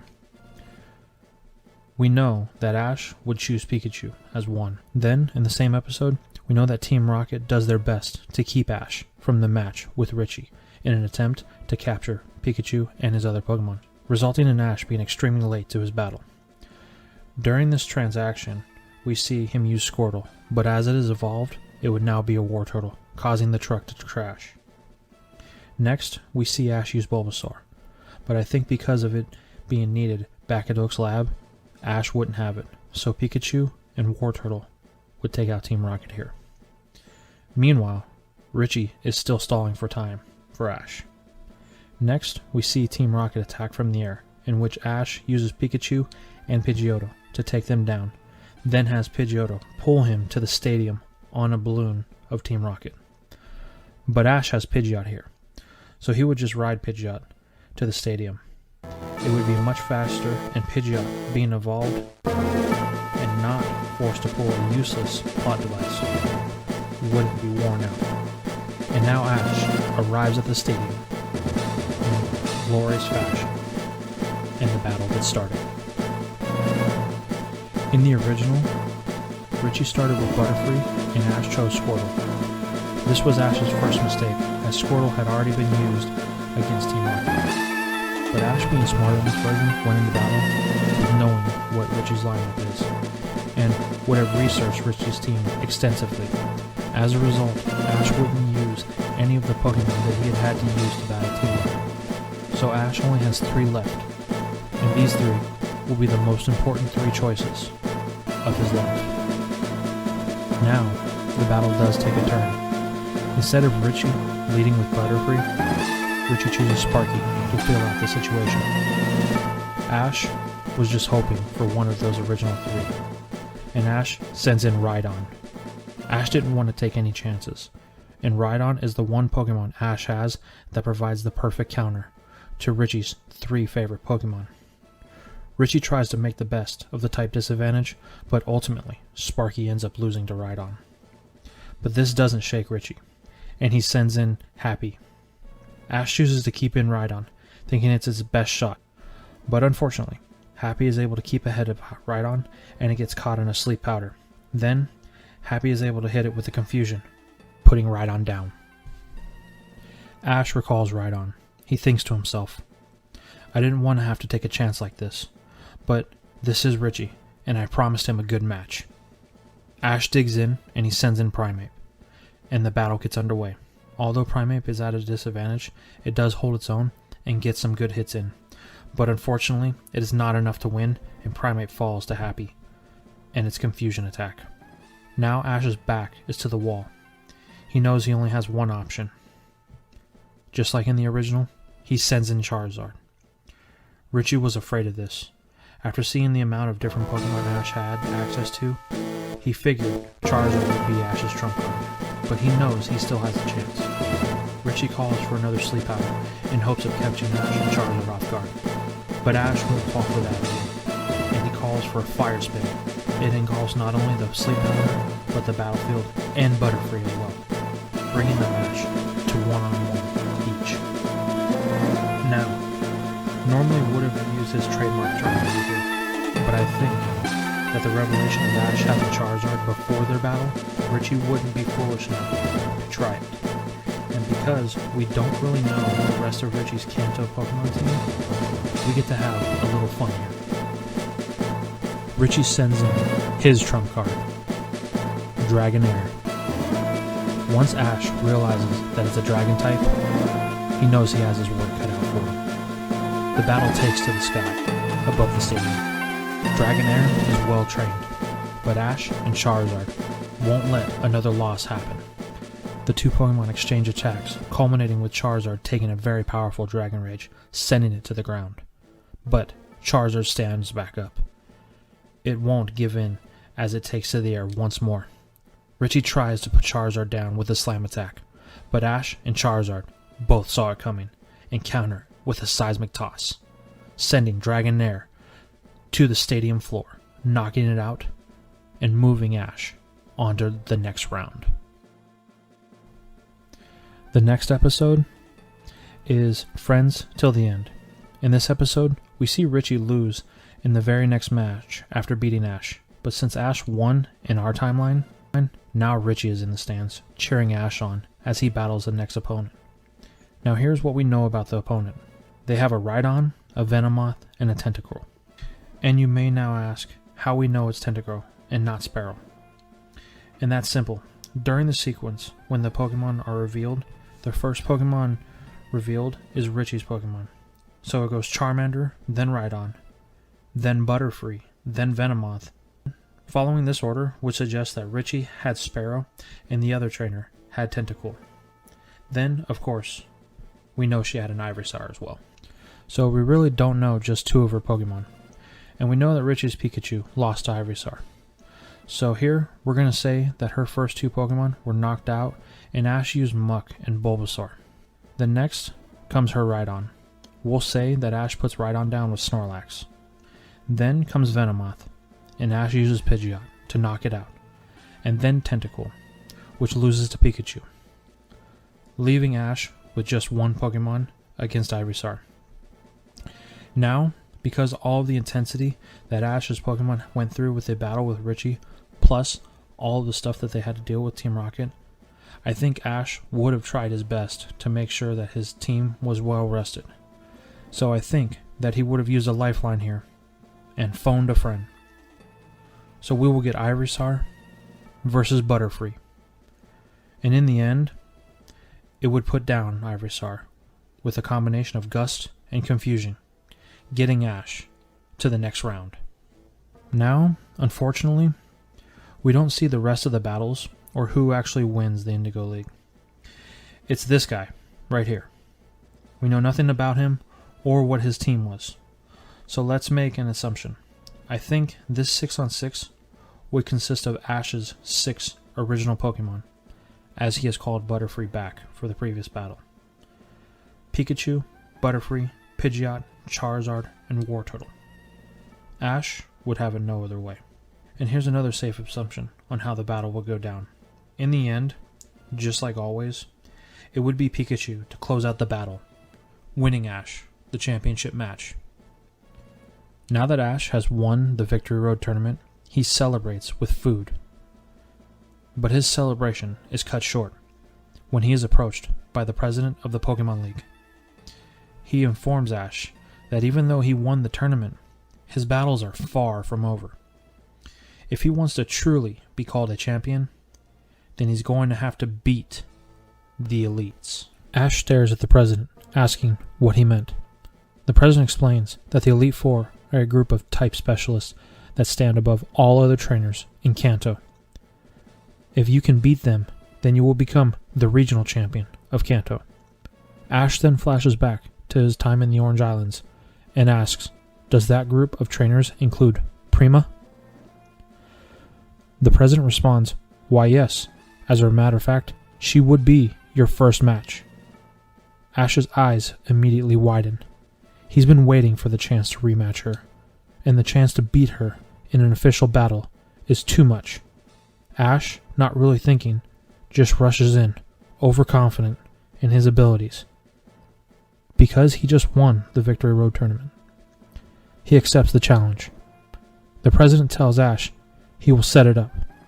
It will be here, at the Indigo Plateau, in 2 weeks' time. He also reiterates that these battles are single elimination. If he loses one of them, then he cannot challenge the next trainer, and he will not be crowned champion of the Kanto region. This doesn't seem to resonate with Ash, so he heads home to Pallet Town to train. The next 2 weeks go by pretty fast. Ash spends his time training with Misty and Tracey at Oak's lab. Unfortunately, Ash has outgrown Misty and Tracey, winning every battle they have, making him overconfident and feeding the ego he is starting to develop. Then, 3 days before Ash's scheduled battle with Prima at the Indigo Plateau, Ash is training at Professor Oak's, wrapping up a battle with Misty, gloating about how this upcoming battle will be a walk in the park, as he has grown a lot since his last battle with Prima. Misty scolds Ash, saying that being overconfident could cause mistakes. Ash just tells Misty that she should keep her opinions to herself. When she is champion, then maybe he will listen to her. This frustrates Misty, but from behind them, they hear a familiar voice. "You know, Ash, you shouldn't treat your friends like that." Misty and Ash turn. It's Brock. Ash and Misty are surprised. Ash asks him what he is doing there. Brock says that he saw Ash win on TV and knew that he had to come back. Besides, he learned a great deal from Professor Ivy, so he could take some time off to congratulate an old friend. Ash yells, "Awesome!" Ash asks Brock if he can stay for his match with Prima and the rest of the Elite Four. Brock says that's why he's here. Ash, puzzled, "What do you mean?" Brock says, "I figured you would want to challenge the Elite Four once you won. So, I wanted to make sure your ego was in check. But I can see, by what I've heard, you have grown a little bit too big for your place in the universe." Then, Brock pulls out a Pokeball. "I think it's time that you were brought back down to Earth." Ash is super overconfident, telling Brock that this battle will be the same outcome as their last one. Brock says, "We'll see about that," with a slight grin on his face. Ash, wanting to flex on Brock, sends out Charizard, as it now listens to him and he wants Brock to know it. Brock tells Ash that he is happy that Ash finally tamed Charizard, but it doesn't mean he will win. Brock sends in Aerodactyl. The old rivals take to the sky. Aerodactyl has grown a lot, but Charizard refuses to lose to it and puts it down quickly with a seismic toss. Unfortunately, this battle just strokes Ash's ego, and he thinks Brock is just like Misty. But Brock won't back down. They both choose their second Pokemon. Ash sends in Wartortle, and Brock sends in Golbat. Ash tries to catch Brock off guard with a Hydro Pump, but Brock counters with a Supersonic, then a Leech Life, putting down Wartortle. This doesn't shake Ash. He only has to win the next two to win the match. Ash chooses to go with Power and sends in Rhydon. Brock's impressed that Ash caught a Rhydon, but Brock has a few surprises of his own. Brock throws in his next Pokeball, his newest Pokemon, a Kangaskhan. Ash is surprised. He'd never seen one before. Remember, he didn't visit the Safari Zone. This Pokemon Brock got on Valencia Island. He's had it since it hatched from an egg. The battle starts. Ash, still confident in his Pokemon and his skills, tries to best Brock and his new Kangaskhan. But Brock manages to put down Rhydon with an Ice Beam. Ash is now starting to sweat. At best he can do is tie with Brock, and at worst he'll lose. And either way, it's not a win. But Ash is blinded. He knows Brock saved Onyx for last. and Onyx is a rock type. He knows he beat it once with Primeape, so he aims to repeat his previous success and sends in Primeape. Brock tells Ash, Primeape has never looked stronger, but it doesn't mean he's going to win, as he sends in his final Pokemon. As the Pokemon reveals itself, it's not something that Ash has ever seen before. It's big like Onyx, but it's not a rock type. It's much bigger and has a metal-like finish. Brock says this is his new Steelix. Ash questions, Steelix? Brock says, yep. While on Valencia Island, Professor Ivy introduced Brock to the opportunity to evolve his Onyx. Onyx wanted to evolve, so they went through with it. Now Steelix is Brock's ace, and Ash doesn't know what to do. The battle goes on, and Ash is flustered. But Brock is cool, calm, and collected. This allows him to take advantage and put down Primeape with an Iron Tail. Ash falls to his knees. He lost, and he can't believe it. Brock calls Steelix back and walks to Ash. Ash asks, how did he lose? Brock tells Ash, just because he has earned the right to challenge the Elite Four doesn't mean he can beat the Elite Four. Ash looks at Brock. Brock then says, didn't I tell you that I would be there when you needed me? Well, I'm here. Ash asks Brock what he means. Brock tells Ash, I figured you would get a big head because you won the Victory Road tournament. I gotta say, I'm impressed that you managed to get that much. But just because you won doesn't mean you will beat the Elite Four. They are the best of the best in Kanto, and they take full advantage of trainers who are overconfident in battle. As a result, Kanto hasn't had a champion in many years. If you want that title, then you have to be ready for anything. Ash looks at Brock. Can you help me? Brock tells Ash, that's what I'm here for. Brock, Ash, Misty, and Tracey spend the next 3 days practicing, getting ready for Ash's first battle with Prima. The day comes. Ash, Misty, and Brock head to the Indigo Plateau. Once they arrive at the Indigo Stadium, they are met with the president of the Pokemon League, Mr. Goodshow. He asks Ash if he is ready for his match. Ash tells him he is. Mr. Goodshow tells him his first battle with Prima is scheduled for this evening, so he should take the time to eat, rest, and mentally prepare. But this time is not used for that. Ash is nervous, and it's visibly so. Brock and Misty do their best to calm him down, but they fail to do so. Then, there's a knock on the door. Misty opens it, and she is immediately starstruck as Prima walks in. She has come to see Ash. She wanted to greet him and congratulate him on his growth as a trainer since their last battle. But Ash doesn't respond, and Prima wonders why. Brock tells her that he has been nervous since he arrived. Prima says, I get it. She tells Ash not to worry. He earned the right to be here. Now it is his chance to show his growth to her and everyone else that knows him. Ash looks at Prima. Prima tells Ash that anyone who has ever doubted him will be watching. All of their hopes are now with you because you made it here and they didn't. She tells Ash no matter what happens, he has already proven himself as a trainer. Now everything from here on out has to be for him and his Pokemon. No one else. Then Prima leaves. Ash says nothing and just leaves with Pikachu to think. The time for the match arrives. Brock and Misty arrive at the stadium and it is packed. Prima is on the field in her laid-back demeanor, but Ash is nowhere in sight. Misty thinks to herself, not again, thinking back to the match that he had with Richie and how he nearly missed it.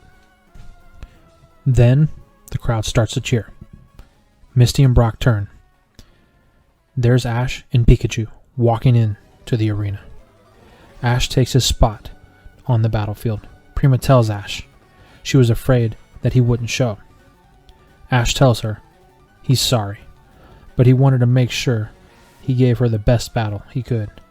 But he had to sort some stuff out first. Not to worry, he's here, and he's going to bring the best battle he can. Prima says she's glad to hear it, and she sends in her Slowbro. Ash figured she would lead with Slowbro, so he sends in Pikachu. The battle gets started, and Ash takes advantage of Pikachu's speed to outpace Slowbro. But Prima is not fazed. Pikachu hits Slowbro with a Thunderbolt, which causes major damage, but it's not enough to take it out. Ash tries to capitalize with the Quick Attack, but Prima was waiting for this, and counters with a Mega Punch. Pikachu does take the punch full on, but Ash tells Pikachu to grab the fist and use Thunderbolt. This hits Slowbro with full force, knocking it out, but it comes at a cost. Pikachu also falls in a tie between the two Pokemon. Prima commends Ash on his improvement, but says it's not enough Ash, as she sends in Dugong. Ash figured she would send in an Ice type, so he chooses Primeape.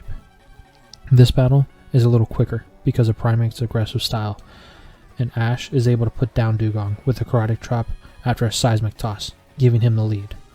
But Prima is still unfazed. She sends in her next Pokemon, Cloyster. Ash recalls Primeape to save it for later and sends in Bulbasaur. The battle gets underway, and Bulbasaur's small size makes it hard for Cloyster to hit it, and Bulbasaur manages to get in a few Vine Whips and Razor Leafs. But then, Ash calls for a Solar Beam, and Prima counters it with a Blizzard. The two Pokemon struggle to push each other back, but Cloyster manages to push through and hit Bulbasaur. The Bull Pokemon isn't knocked out, but it is hurt bad. Ash tells Bulbasaur to rush in. Prima, wondering what Ash is up to, calls for an Ice Beam. As Cloyster charges it, Ash calls for a Leech Seed.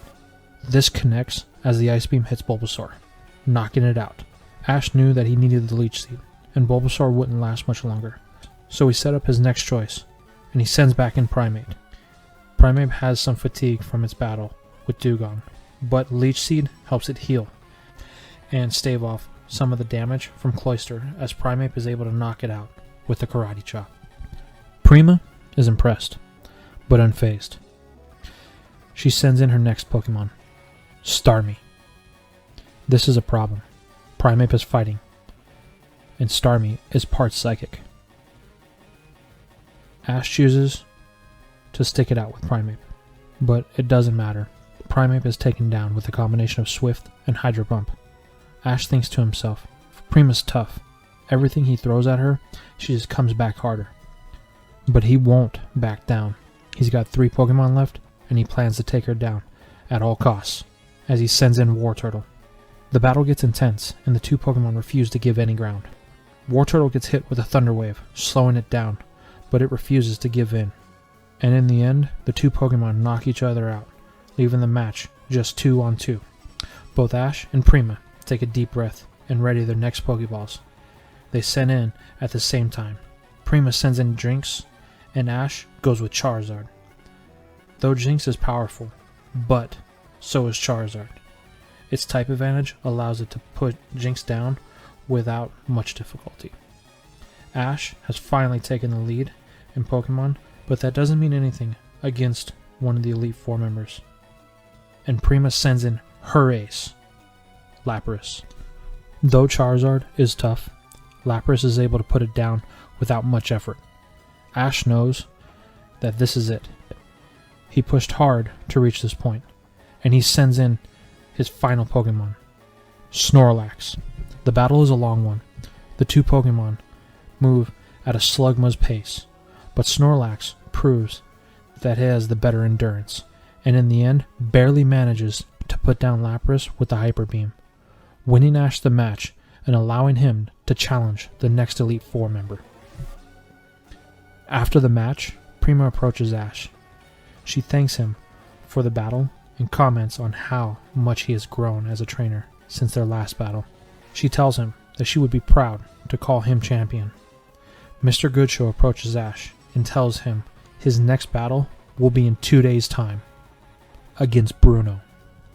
Ash thinks, Bruno, and then he remembers. On his way to the Indigo Plateau, he encountered Bruno of the Elite Four. And Ash thinks, this is a problem. He only knows one Pokemon that he has, Onyx. Ash then heads back to the room that he has, and him and Brock get to work on a strategy to face Bruno. Brock pulls some old battle tapes for them to review. And after some much planning, 2 days later, they head back to the Indigo Stadium for round 2. Bruno and Ash greet each other before the match. Bruno tells Ash he didn't think a random trainer that he met in the mountains would have managed to make their way to the Elite Four challenge. Ash tells Bruno he looks forward to their battle, but not to underestimate him because he's young. Bruno tells Ash he likes his spirit. They shake hands and take their positions on the battlefield. Bruno starts the battle with Hitmonchan, the same Pokemon from the tapes that him and Brock had reviewed. Ash had a feeling that Bruno would lead with it, so he sends in Muck. Ash knew from the types that Hitmonchan would be a challenge, so after Muck's battle with Venusaur in the Orange Islands and Bellsprout on the grass field, Ash knows that it can take hits. The battle starts, and Muck does exactly what Ash wanted. It wears Hitmonchan down. The punchy Pokemon keeps firing rapid punches, but Muck just absorbs the damage, tiring it out. Ash orders Muck to return and sends in Kingler. Bruno orders Hitmonchan to use a Thunder Punch, but it is met with a Crab Hammer. Kingler hits hard and does take some damage from the Thunder Punch, but the Crab Hammer hits with a critical hit, knocking out Hitmonchan. Bruno is impressed. Ash is demonstrating a knowledge of someone who would be battling at this level. Bruno sends in his next Pokemon, Machamp. Ash recalls Kingler. He knows Machamp is a powerful opponent, and he aims to match that power, so he sends in Charizard. Ash knows that when it comes to power, Charizard is his best bet. The battle starts, and Bruno keeps the battle close to the ground, so Charizard couldn't have the advantage in the air. Machamp's forearms give it the advantage, and Charizard has trouble defending itself. But Ash does catch on to Bruno's plan, and uses Charizard's Fire Spin to create some distance between the two, catching Machamp in it as well.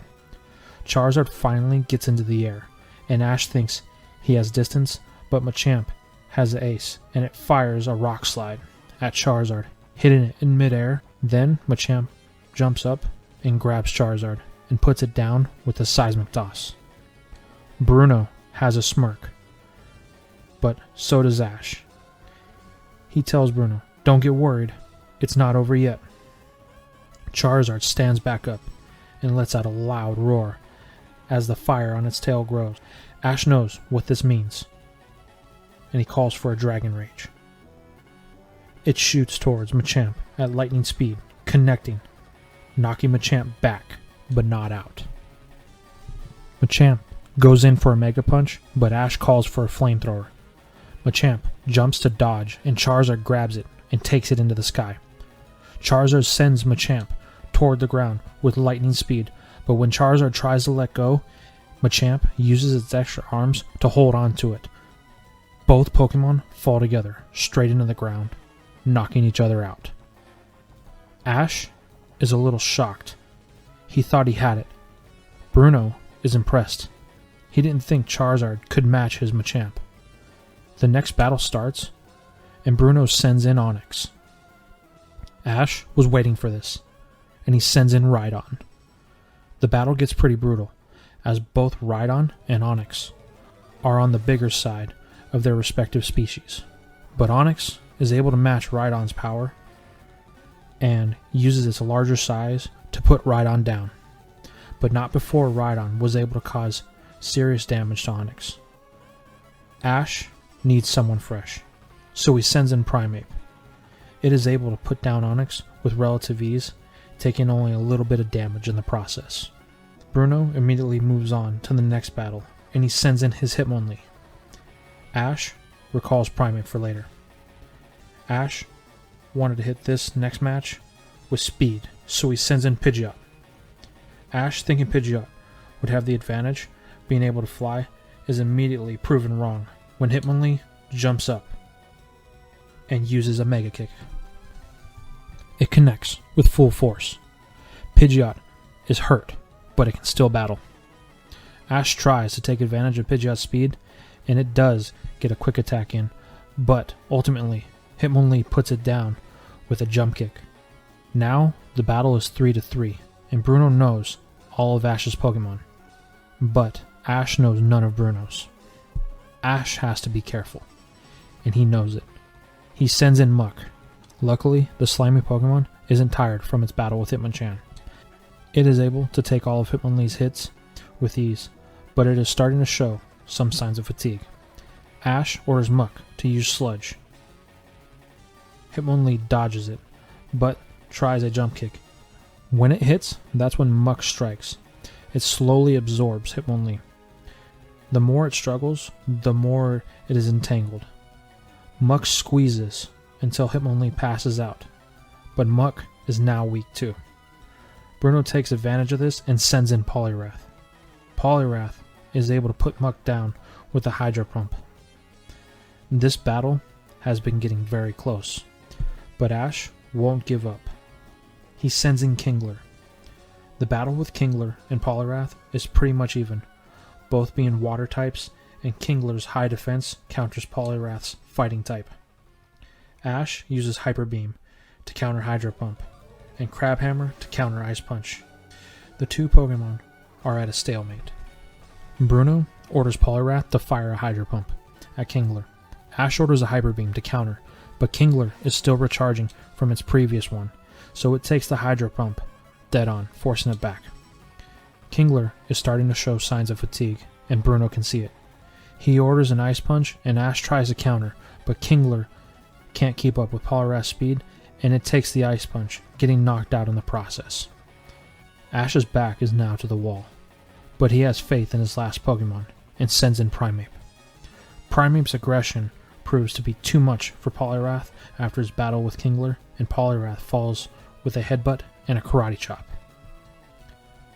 This is it. The final battle. Bruno sends in his own Primeape. Ash is impressed. Bruno tells Ash once he saw his Primeape, he knew he wanted to find out which one was stronger.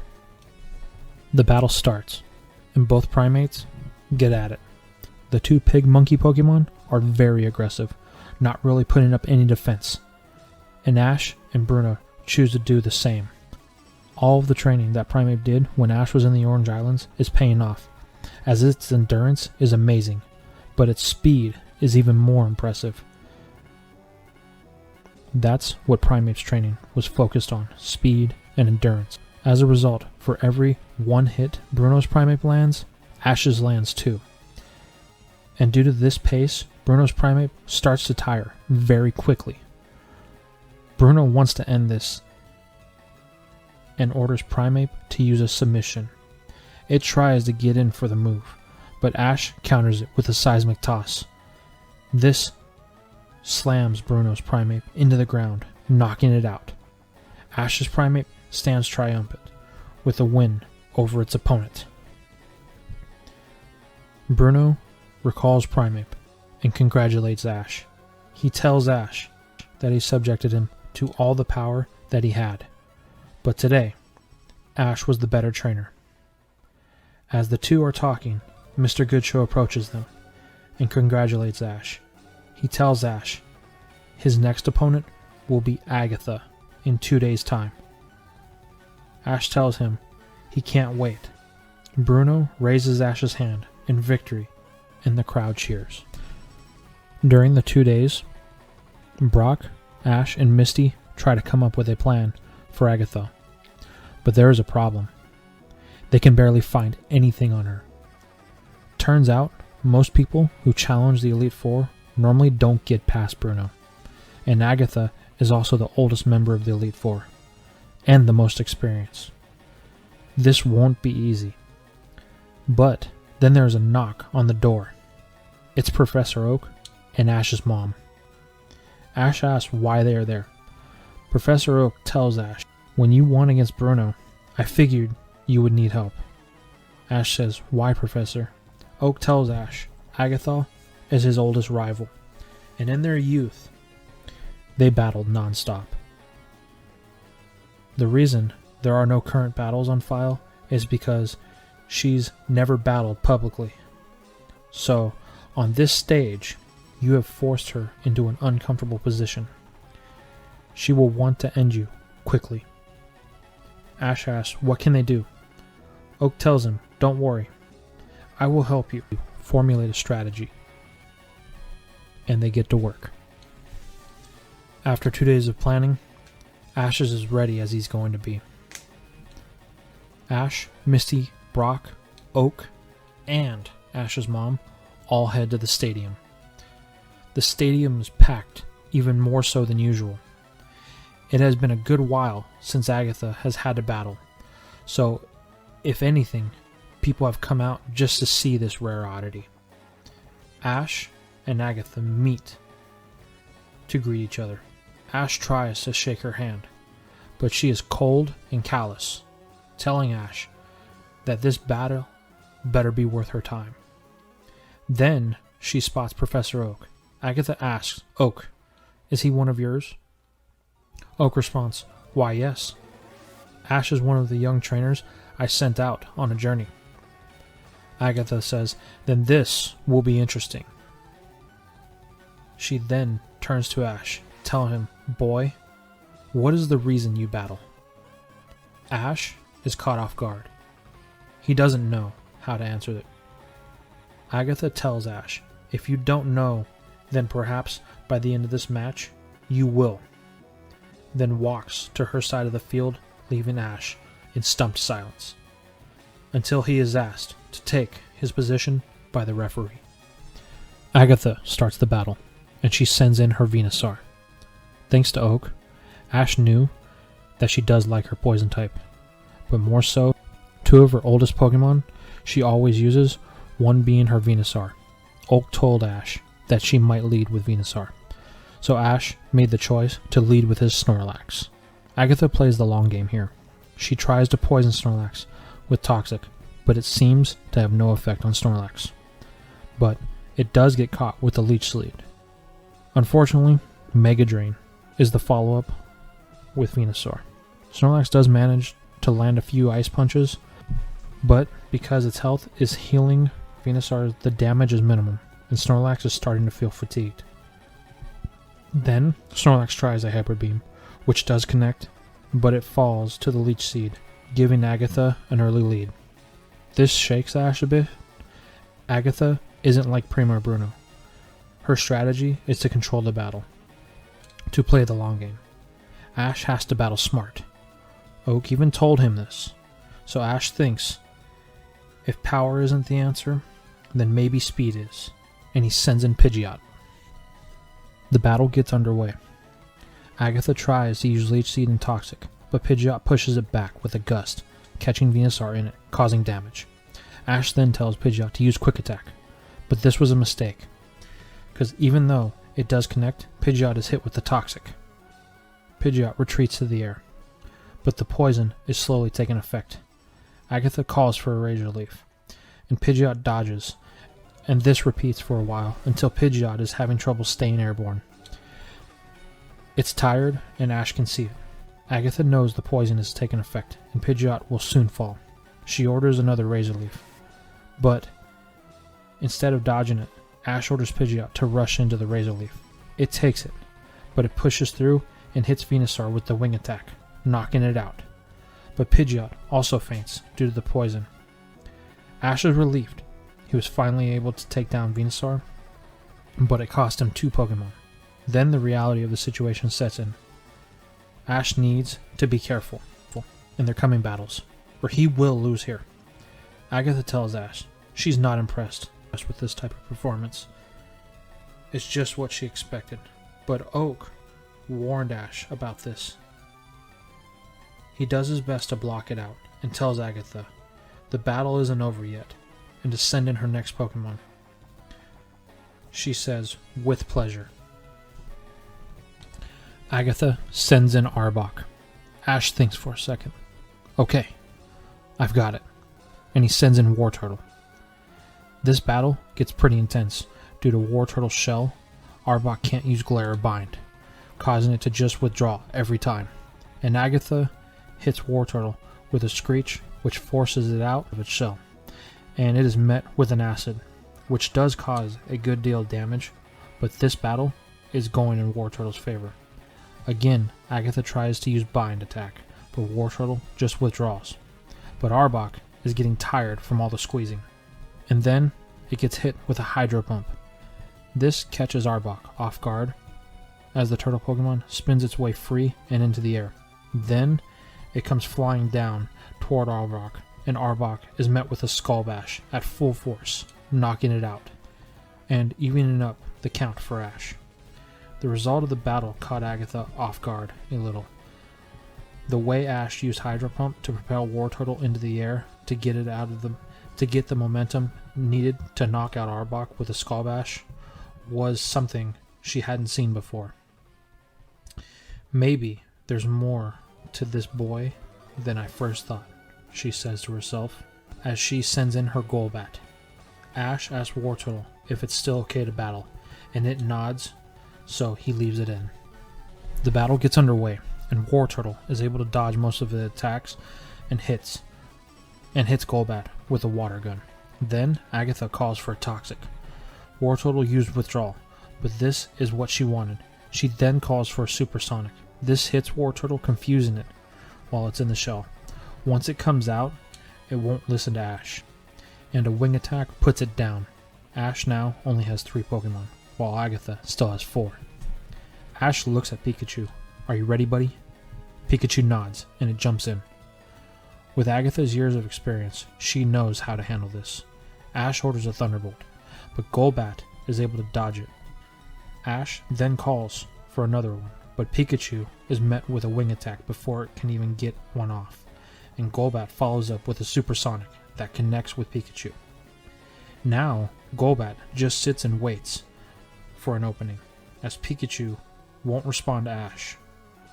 Ash calls to Pikachu to use Quick Attack, but it hurts itself. Then Ash calls for a Thunderbolt, and again it hurts itself. Ash calls for another Quick Attack, but Pikachu, out of pure confusion, uses Thunder, and Agatha had an order to Golbat to keep a distance, and as a result, it gets caught in the thunder and is knocked out.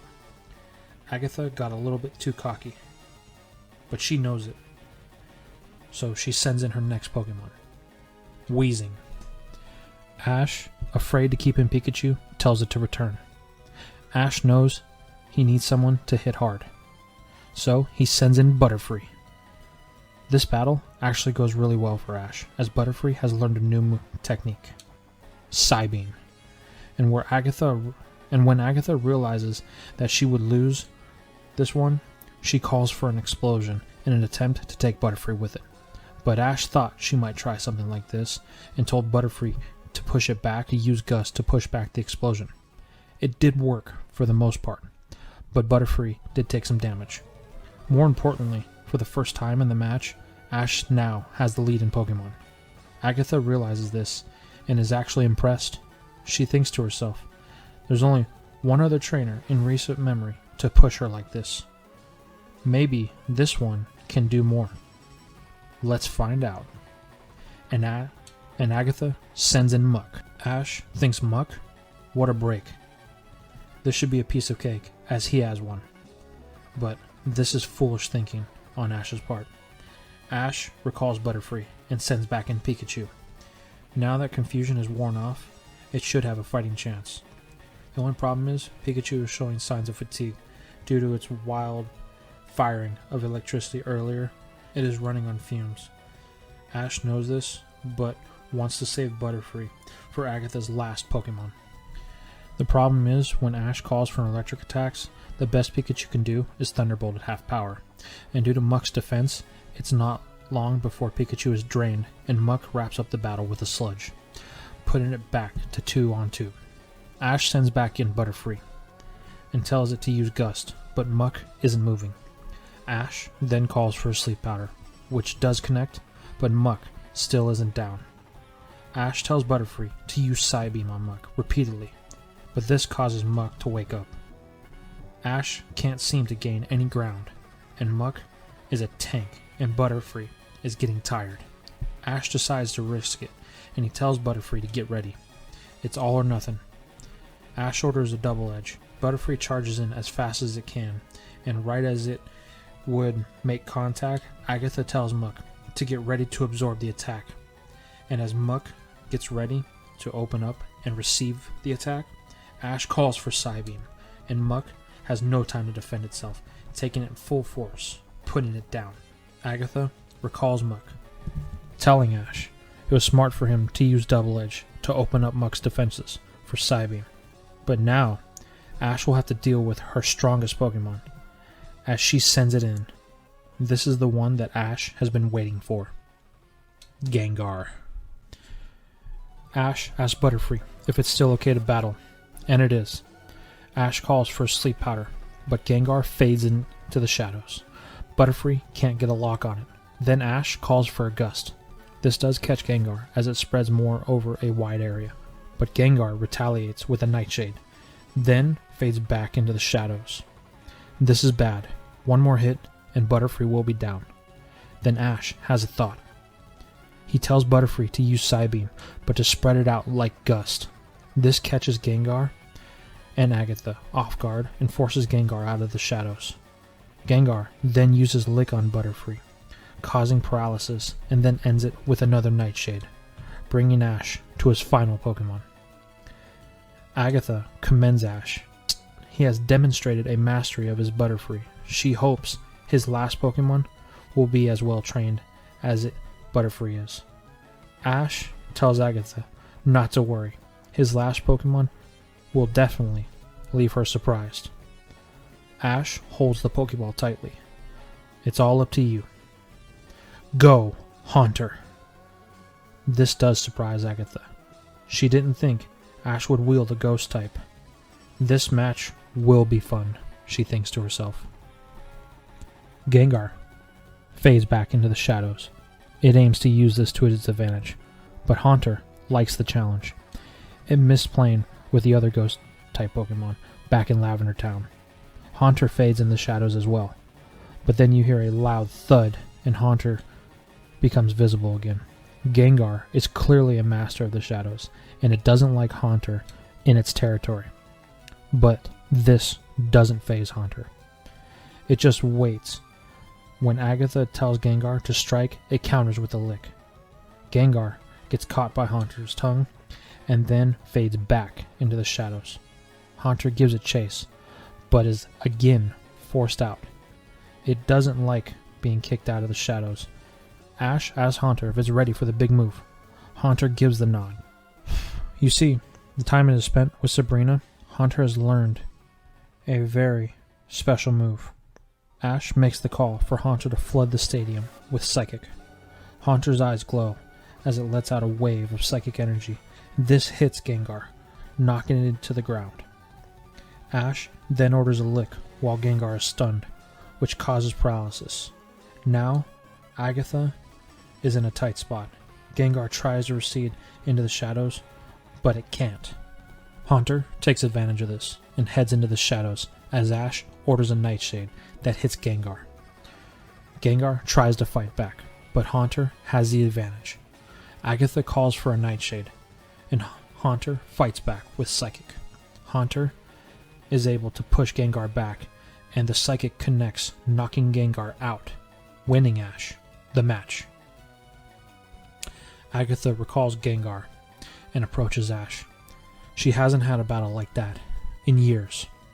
He has definitely earned the right to be here. She looks forward to watching his final match with the strongest of the Elite Four members.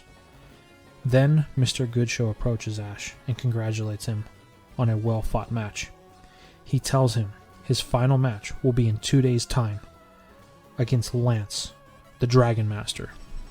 Back at the room, Ash, Misty, Brock, Oak, and Ash's mom are all eating. But Ash isn't really eating, and Brock asks why. Ash tells Brock that the person he has to face is Lance, the Dragon Master. Brock asks what the problem is. Ash tells him about the battle he had with Drake on Pumelo Island, and how he lost to a Dragonite. Brock asks Ash why he is worried about it. That was a different time, a different battle. He has grown since then. Many things have changed. Ash, you are a much stronger trainer now than you were then. You have to take every experience, every win, and every loss you've ever had, and apply it here. Ash asks, what if he loses? Brock says, did you ever think that you would make it this far? Ash tells him no, then you should already count that as a win. So you're going into this battle. Do it the way you know how to, what feels right. If it is meant to be, then it is meant to be. Ash thinks on this, and then over the next 2 days, Ash just relaxes. Something he and his Pokemon haven't done in a good while. When Missy asks Ash what Pokemon he plans to use, he tells her he don't know, but not to worry. He will know when the time is right. The day of Ash's final match arrives. Ash and Pikachu enter the stadium floor as Misty, Brock, Professor Oak, and Ash's mom all watch from the crowd. Then, as the announcer is making his opening statement, everyone goes silent as the fourth and final member of the Elite Four enters the stadium. Lance, the Dragon Master. He and Ash greet and shake hands. Lance tells Ash he is proud that Ash has gotten this far. It has been a while since anyone was able to best Agatha. I'm looking forward to our battle. Ash says nothing as the two trainers take their position. This battlefield is special. It is a water-land combination, so any Pokemon can be at its maximum power. Lance gets the first move, and he sends in his Dragonair. Ash thought Lance might start off like this, but he came to battle, and so did his Pokemon. Ash sends in Pikachu. Dragonair is using the pool of water as cover. Ash has Pikachu use a Thunderbolt, but Dragonair dodges it and counters with a Dragon Rage. Ash orders Pikachu to use Quick Attack to dodge, but it's met by Dragonair and gets caught with a Bubble Beam, knocking Pikachu into some rocks, but not out. Ash tells Pikachu to return. Ash needs someone who has speed and power, so he sends in Primeape. Lance does not have the ability to change Pokemon in battle, so he has to stick with Dragonair. Ash tells Primeape to use Karate Chop, but Dragonair ducks into the water to avoid it. This pattern persists for a while, and Ash starts to get frustrated over Dragonair's persistent dodging. Ash needs to open up Dragonair, so he tells Primeape to jump into the water. When it does, Dragonair strikes with a Dragon Rage. As it comes towards Primeape, Ash orders Primeape to block it with a Mega Punch. The force of the Mega Punch forces the Dragon Rage to fold back on itself, trapping Dragonair. To escape, Dragonair takes flight. This is what Ash wanted. He orders Primeape to grab it as it flies up. As they get into the sky, Lance orders a Bubble Beam, which Primeape takes, but it holds on. Ash orders a Karate Chop, and Primeape uses it, causing Dragonair to lose altitude and flinch. Ash then orders a Seismic Toss. Primeape grabs Dragonair and holds it tight as they fall towards the ground. Then Lance orders a Dragon Rage, catching both Pokemon in it as they hit the ground. When the smoke clears, both Pokemon have fainted. Lance doesn't seem shaken by this and recalls Dragonair. Ash is also calm as well as he recalls Primeape. Lance chooses to send in his next Pokemon, Seadra. Ash realizes that he has a water type, so he chooses to match Lance and sends in Wartortle. As Seadra can only battle in the water, Wartortle takes to the pool. The two Pokemon battle it out hard and under the water. Lance calls for a water gun, and Wartortle matches Seadra. The two Pokemon seemed evenly matched. Ash tries a Skull Bash, but under the water it has minimum effect, and Seadra easily dodges it. Then Lance calls for a Swift, which connects, knocking Wartortle back. Ash counters with another water gun, but Seadra matches it with its own. Then Lance calls for a Hyper Beam, and Ash tells Wartortle to use Withdraw. Ash then orders a Hydro Pump, and as Wartortle starts to spin, it causes a whirlpool to form. Seadra tries to fight it, but it gets pulled in. Once it reaches the center, Ash calls for another Skull Bash. It hits with double the force, as Seadra is being sucked into the whirlpool, knocking it out and giving Ash the victory. Lance commends Ash on how he used the whirlpool to increase the power of the Skull Bash, but Ash says nothing. He just breathes deeply and recalls Wartortle. Misty and Brock see Ash is super calm. This isn't like him. They ask each other if they know what Pokemon he chose for his team, but they don't. Even Professor Oak doesn't know. It seems Ash wanted no help in putting together this team. Brock just says, "I guess we'll just have to wait and see." Ash looks down at Pikachu, then back to Lance. He's ready for round 3. Lance looks at Ash. This boy, he thinks, as he sends in his next Pokemon. Aerodactyl. Ash is surprised, but not afraid. Ash holds his next Pokeball in his hand. Ash sends in Rhydon. Aerodactyl takes to the sky and continuously attacks from a distance with Swift and Hyper Beam. But Ash has an ace in his sleeve. Ash tells Rhydon to use Rock Slide, and the huge boulders come hurling towards Aerodactyl. It dodges relentlessly, but one does hit it. Then Ash orders a Double Edge from Rhydon as Aerodactyl falls toward the ground. But Lance counters with the Hyper Beam that hits Rhydon at point blank range. This isn't enough to put Rhydon down, but it did cause a lot of damage. Rhydon stands back up as Aerodactyl starts to fly back up. Ash orders another Rock Slide, and Lance counters with a Swift. Lance then calls for a Wing Attack, and Aerodactyl rushes in with full force. It hits Rhydon, knocking it back. Rhydon is holding on the best it can, as Ash tells Rhydon to grab Aerodactyl's tail and slam it into the ground. Aerodactyl is now stunned, and Ash orders a Double Edge that connects with Aerodactyl, but it won't go down. The problem is, Rhydon keeps taking recoil damage from the Double Edge. Ash orders another Rock Slide, and Lance orders a Hyper Beam. The two moves collide, and both Rhydon and Aerodactyl are caught in the blast. When the dust settles, Rhydon is down, and Aerodactyl is still standing, but just barely. Ash recalls Rhydon, thanking it for its help. Ash looks at Pikachu and grabs his next Pokeball, and sends in Wartortle. Aerodactyl takes back to the sky and fires a Hyper Beam. To avoid it, Wartortle dives into the water. Aerodactyl fires a Hyper Beam into the water, causing the water to evaporate to the halfway mark in the pool. Once Aerodactyl stops its attack, Wartortle floats to the surface, knocked out. Ash recalls Wartortle and looks at Pikachu. "Are you ready, buddy?" Pikachu nods and jumps into battle. Lance calls for a Hyper Beam. Aerodactyl tries to fire one off, but it is exhausted, and it gets caught by Pikachu when Ash calls for a Thunderbolt. This is enough to put Aerodactyl down. Lance recalls Aerodactyl, tells Ash it's a shame it took 3 Pokemon to bring it down, but hopefully it doesn't cost Ash the match. Lance readies his next Pokemon and sends in Gyarados. Ash chooses to go with Pikachu. This battle gets intense because of Aerodactyl evaporating the pool of water. Gyarados has nowhere to hide. As a result, Gyarados ends up taking a Thunderbolt. Then, Lance calls for a Dragon Rage. But Pikachu dodges it with a Quick Attack. Gyarados is having trouble keeping up with Pikachu. Then Ash calls for a Thunder. Lance tries to counter with a Hyper Beam, but it can't hold back the Thunder, and Pikachu pushes through, and it lights up Gyarados, knocking it out, putting Ash in the lead.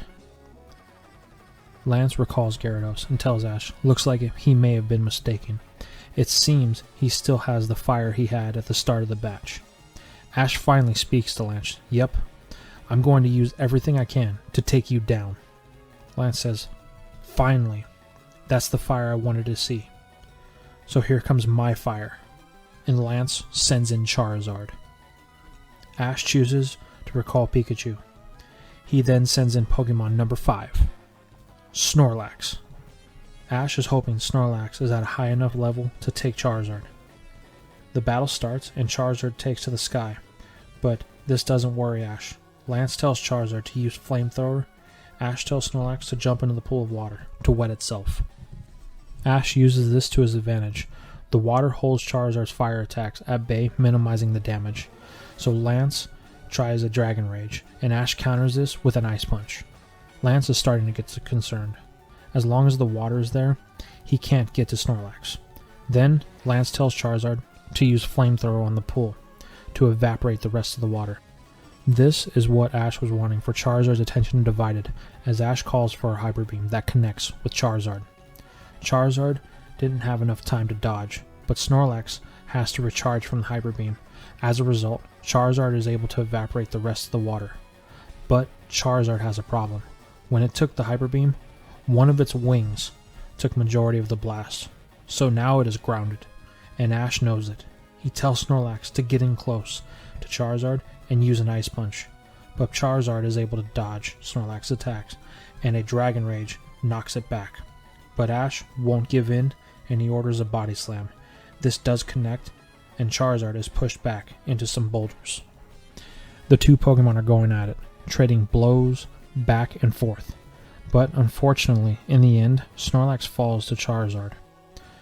Ash recalls Snorlax and sends in Pikachu. Luckily, Snorlax did wear Charizard down, and it can't fly, so Pikachu has a chance to win. Ash orders a Quick Attack, and Lance orders a Dragon Rage. Pikachu gets caught in it, knocking it down, but the Electric Mouse won't give in. It stands back up. With the last of its strength, Pikachu lets out a thunder that engulfs the battlefield and Charizard.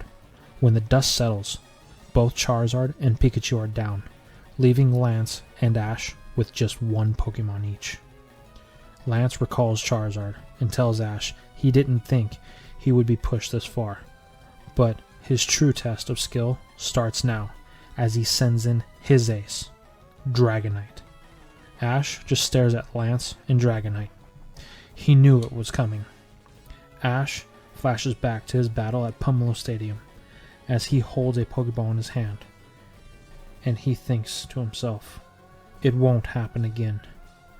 And he sends in his ace, Charizard. Charizard looks at Dragonite, and then back to Ash.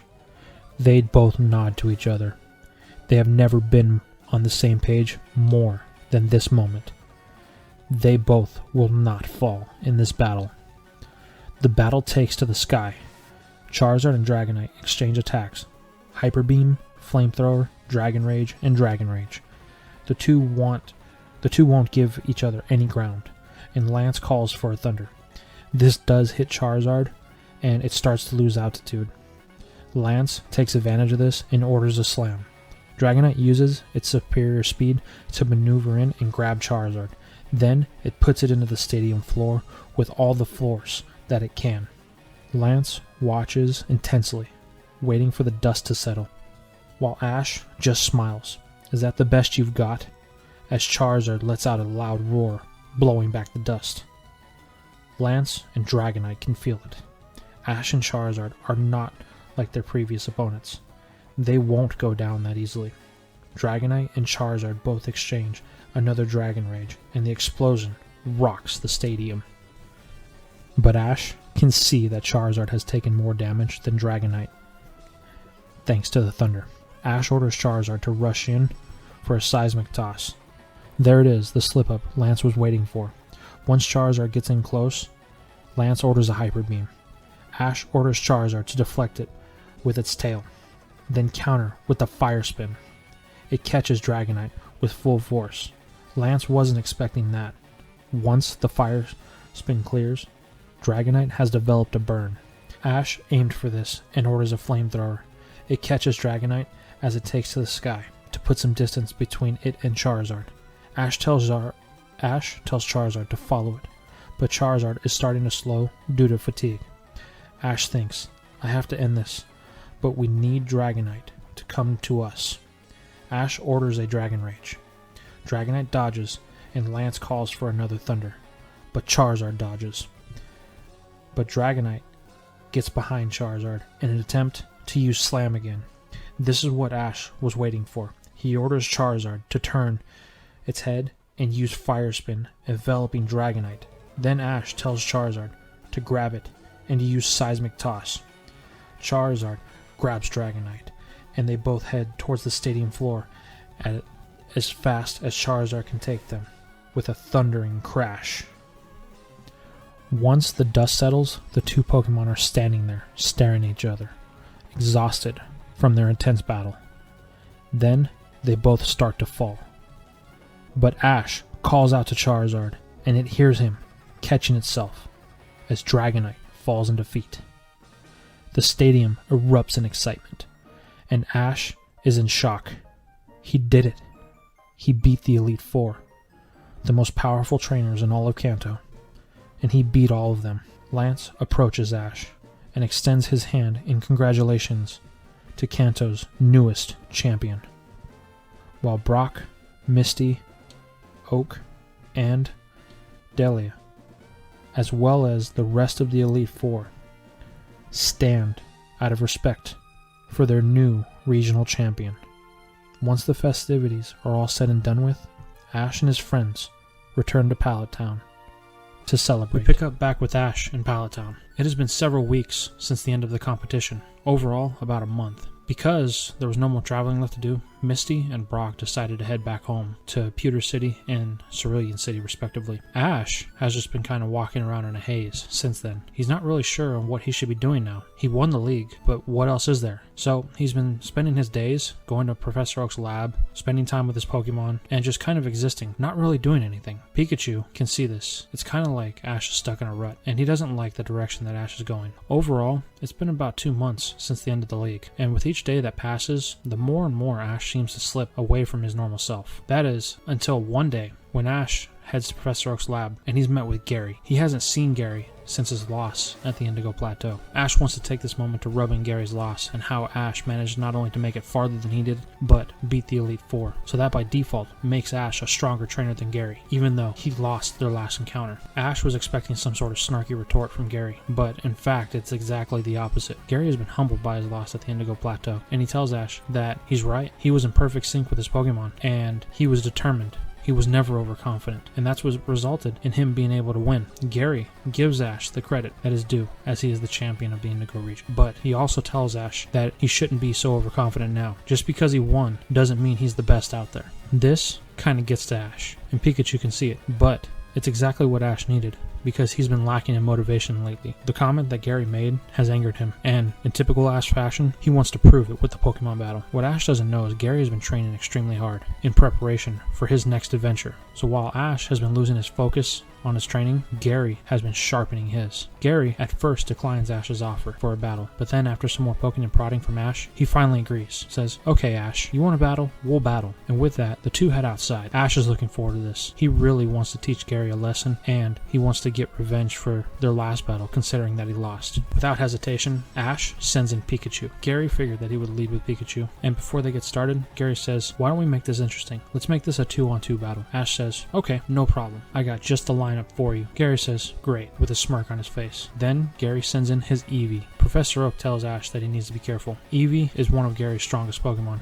and has been really well raised. Ash says, I'm not worried about it. Pikachu can handle anything that's thrown at it, and the battle gets underway. Though the battle seems to be close to people who aren't focused on the details, Ash thinks he has the upper hand. But in reality, Gary is actually just leading Ash along, countering every move slightly, allowing Ash to believe that he has the advantage. But in the end, Pikachu ends up falling to Eevee while taking minimum damage. This frustrates Ash a little bit, but he says, no matter, I got just the Pokemon to take down that Eevee. Wanting to assert his dominance as the regional champion, he sends in his best, Charizard. Gary realizes that Charizard would be too much for Eevee, so he immediately forfeits this match. Ash takes this as a sign of weakness, gloating about how his Eevee couldn't even handle a simple Charizard. Gary says, "Don't worry, Ash. I have just the Pokemon to battle your Charizard. I know that Eevee's not strong enough. Isn't it power that you want to test here? Don't worry, I'll show you power." And Gary sends in his Blastoise. Ash wasn't expecting this. He actually didn't know that Gary's starter was Blastoise. After all, it was never told to him before, and he had never seen Gary use it. And Ash can tell by looking at Blastoise that it is extremely well raised, and its level is very high. Charizard may be at a disadvantage, but Ash knows that Charizard can pull through. So the battle between the two titans gets underway, and this match is one of ferocity. Ash, not pulling any punches, immediately calling for his best moves with combinations of Flamethrower and Dragon Rage, but Gary is able to counter him with Hydro Pump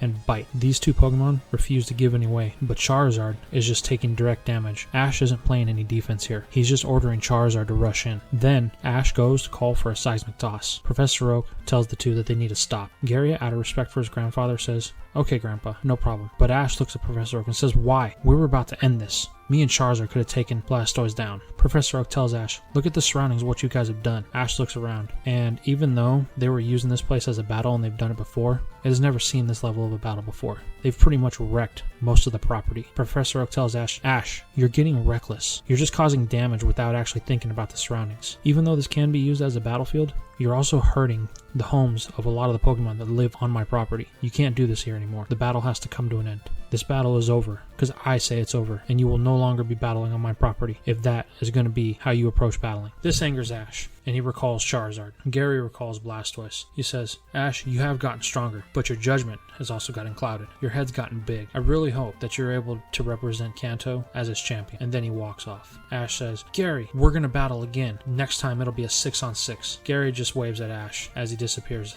off in the distance. Later on that day, while inside Professor Oak's lab, Ash and Professor Oak are talking, and they get on the topic of Gary, and this angers Ash. He says, "Can't believe Gary. He's just as stuck up as ever." And Professor Oak says, "What do you mean, Ash?" He says, "He's so cocky and overconfident. He knows that I would have won that battle if he wouldn't have stopped." Professor Oak looks at Ash and says, "Ash, Gary's been training extremely hard since his loss at the Indigo Plateau. Matter of fact, he's been humbled by the experience, and he's not as snarky or cocky as he was before. Though he still has confidence, his confidence is backed by skill. Today, Ash, you just proved reckless abandon. That's why you were going to lose that match." Ash says, "What do you mean? Charizard would have been able to close it out with the Seismic Toss." Professor Oak says, "No, he wouldn't have. Gary had the advantage from the start." Ash just looks at Professor Oak in silence. Professor Oak says, "He was leading you along the entire time, making you think that you had the advantage, but in reality, you just played to strategy. That's why Pikachu lost to Eevee. As you become overconfident, trying to prove yourself because you're the champion. The fact that Gary has been the one person you've been unable to beat just plays into that fact. Gary didn't do anything wrong. You had lost the battle before it even began." Ash tries to defend himself. Professor Oak just says, "Ash, you're not the same person that you were 2 months ago when you won the championship. This newfound title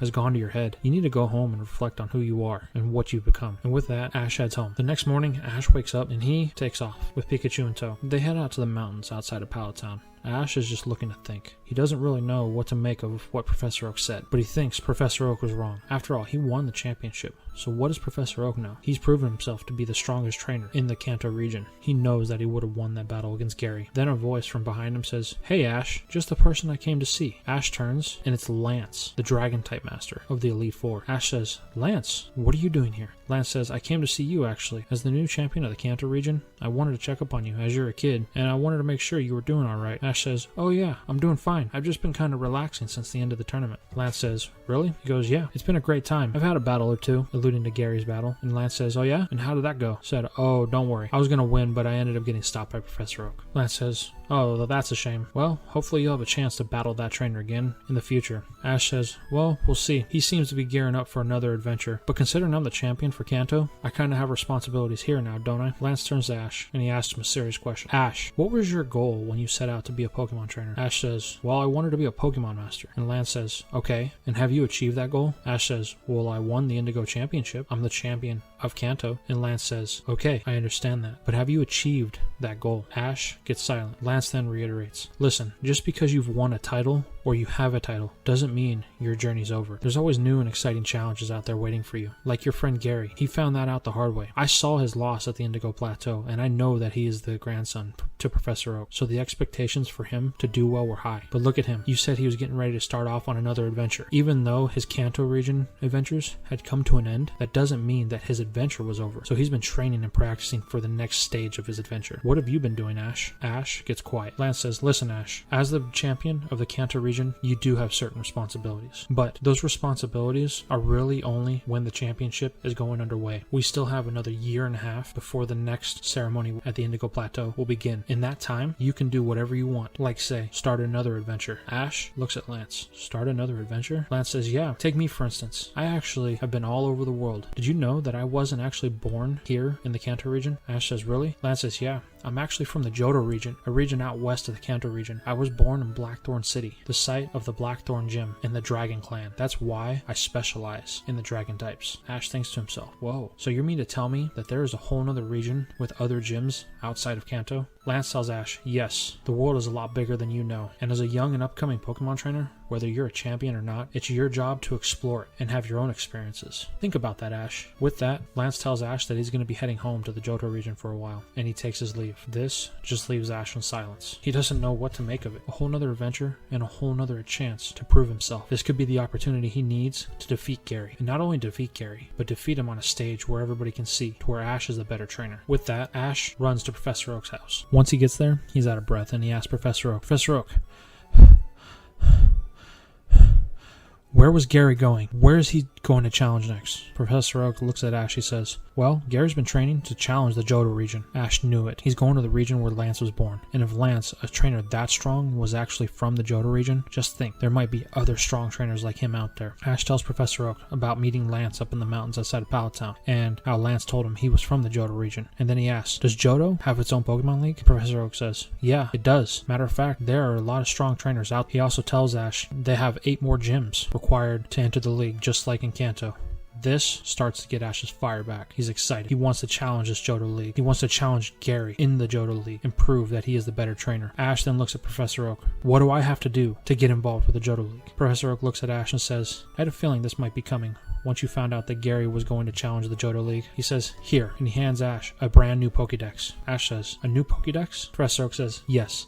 This has all the new Pokemon out in the Johto region that you've never seen before. Ash says, new Pokemon? Professor Oak says, yeah. Did you think that the Pokemon that existed in the Kanto region were the only Pokemon in the world? Ash, the world is a big place. Johto has tons of Pokemon that you've never seen before that only appear in the Johto region. This gets Ash even more excited. The chance to capture and train new Pokemon, the chance to battle Gary, the chance to challenge a whole new region and become its champ. Ash tells Professor Oak, I'm in. How do I register? Professor Oak says, well, I want to talk to you about that. I have a favor to ask of you, Ash. And Ash says, what is it? He says, if you go to the Johto region, I need you to do something for me. And then he pulls out the GS ball. He says, Ash, I need you to take this to a friend of mine in Azalea Town named Kurt. He's known as the Pokemon Ball Blacksmith. I can't figure out what this GS ball is, but if there's anybody in the world who would be able to figure it out, it would be him. Ash says, really? And Professor Oak says, yes. He then hands the ball over to Ash, and he says, I wish you the best of luck on your journey. With that, Ash takes his leave to prepare for heading out to the Johto region. The next morning, Ash is up bright and early. He has some things that he has to take care of first. He also has to select the Pokemon he's going to be taking with him to the Johto region. Ash has made a couple of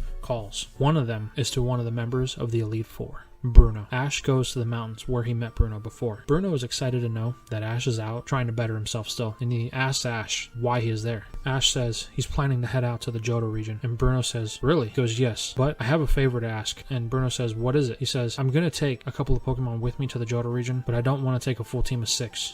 I was wondering if you would train with my Primeape while I'm gone. And Ash lets Primeape out of the ball. Bruno says, really? And Ash says, yes. If there's one trainer that can take Primeape to the next level outside of me, it's you. And I'd really like for you to work with it. After all, we nearly lost to your Primeape and you in the Pokemon League. Bruno looks at Ash. You know, I don't normally train other people's Pokemon, but it's a request from our champion. I guess maybe this time I can make an exception. Ash looks at Primeape. Listen, Primeape, me and you, we're gonna have to get stronger, but I think we've reached the point to where we can't do it together, so we're gonna have to part ways again, but just for now. Though Primeape is sad by this, it understands, and with that, Ash hands over Primeape's Pokeball to Bruno, and he sets off. Ash's next stop is Pewter City and the Pewter Gym. Once he gets there, Brock is actually in the middle of a Pokemon battle for someone trying to challenge his gym. Ash just walks in with nobody knowing that he's there, and he stands in the rafters, watching Brock school this new young kid on Pokemon. Brock's Steelix looks like it's gotten a lot stronger, and he manages to put down the newbie's Raticate. After the gym battle, Ash approaches Brock. It's been a while. Brock says, yeah, it has. What brings you to the gym, Ash? Ash says, you know, I've been sitting around doing a lot of thinking lately, and I've been kind of stuck in a rut, but I'm heading out on another adventure, and I was wondering if you'd like to join me. Brock says, really? Where are you going? Ash says, I'm heading to Johto, the site of the next Pokemon League. Gary's already got a head start on me, so if you're in, we gotta leave now. Brock says, Johto, huh? That's the region with Professor Elm, the one who studies Pokemon breeding. I'm definitely in, because I'd definitely like the chance to get to know him. Ash says, awesome. Alright then, I guess we're all set. Let's head out immediately. Brock says, hold on. There's one more person that we're going to want to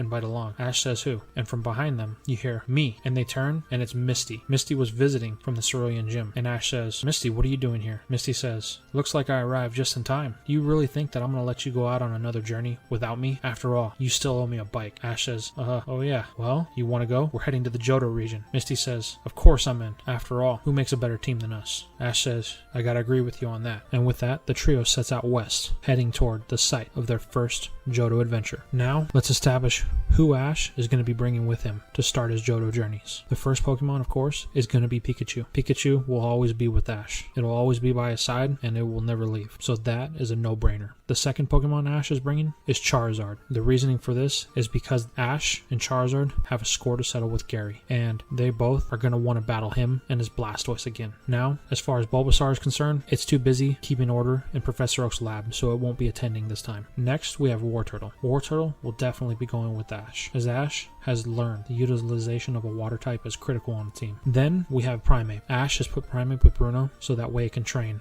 and get to the next level of strength. Then we have Butterfree and Haunter, and they've returned to their respective places in the Orange Islands and at the Saffron Gym. Then we have Kingler, Muck, Snorlax, Rhydon, and Pidgeot. They all will also be remaining at Oak's lab. Kingler because Ash doesn't want to have a dual water type. Snorlax because it's too expensive to feed. Rhydon because it's kind of developed the big brother syndrome for Bulbasaur, and it backs it up whenever its decisions are made. So Ash wanted to leave it there as kind of like an enforcer / protector for the property. Muck will remain at Professor Oak's lab as well, just because Ash doesn't want to deal with the stink that emanates from its Pokeball all the time. And then last but not least, Pidgeot. Pidgeot and the flock that has become chief of will remain at Professor Oak's lab. Pidgeot will be available for Ash to call upon it, but it's going to remain there to protect them, as the Fearow and the Spearow still do occasionally try to make the attacks against the Pidgey and the Pidgeotto. I really hope you guys enjoyed today's episode, and if you like the content that you're seeing, please don't forget to subscribe and like the videos. Also, don't forget to follow me on all my social medias like Twitter, and join the Patreon, as every little bit helps for me to continue to bring you the content that you like. I'm running Charizard, and I'll see you in the next video.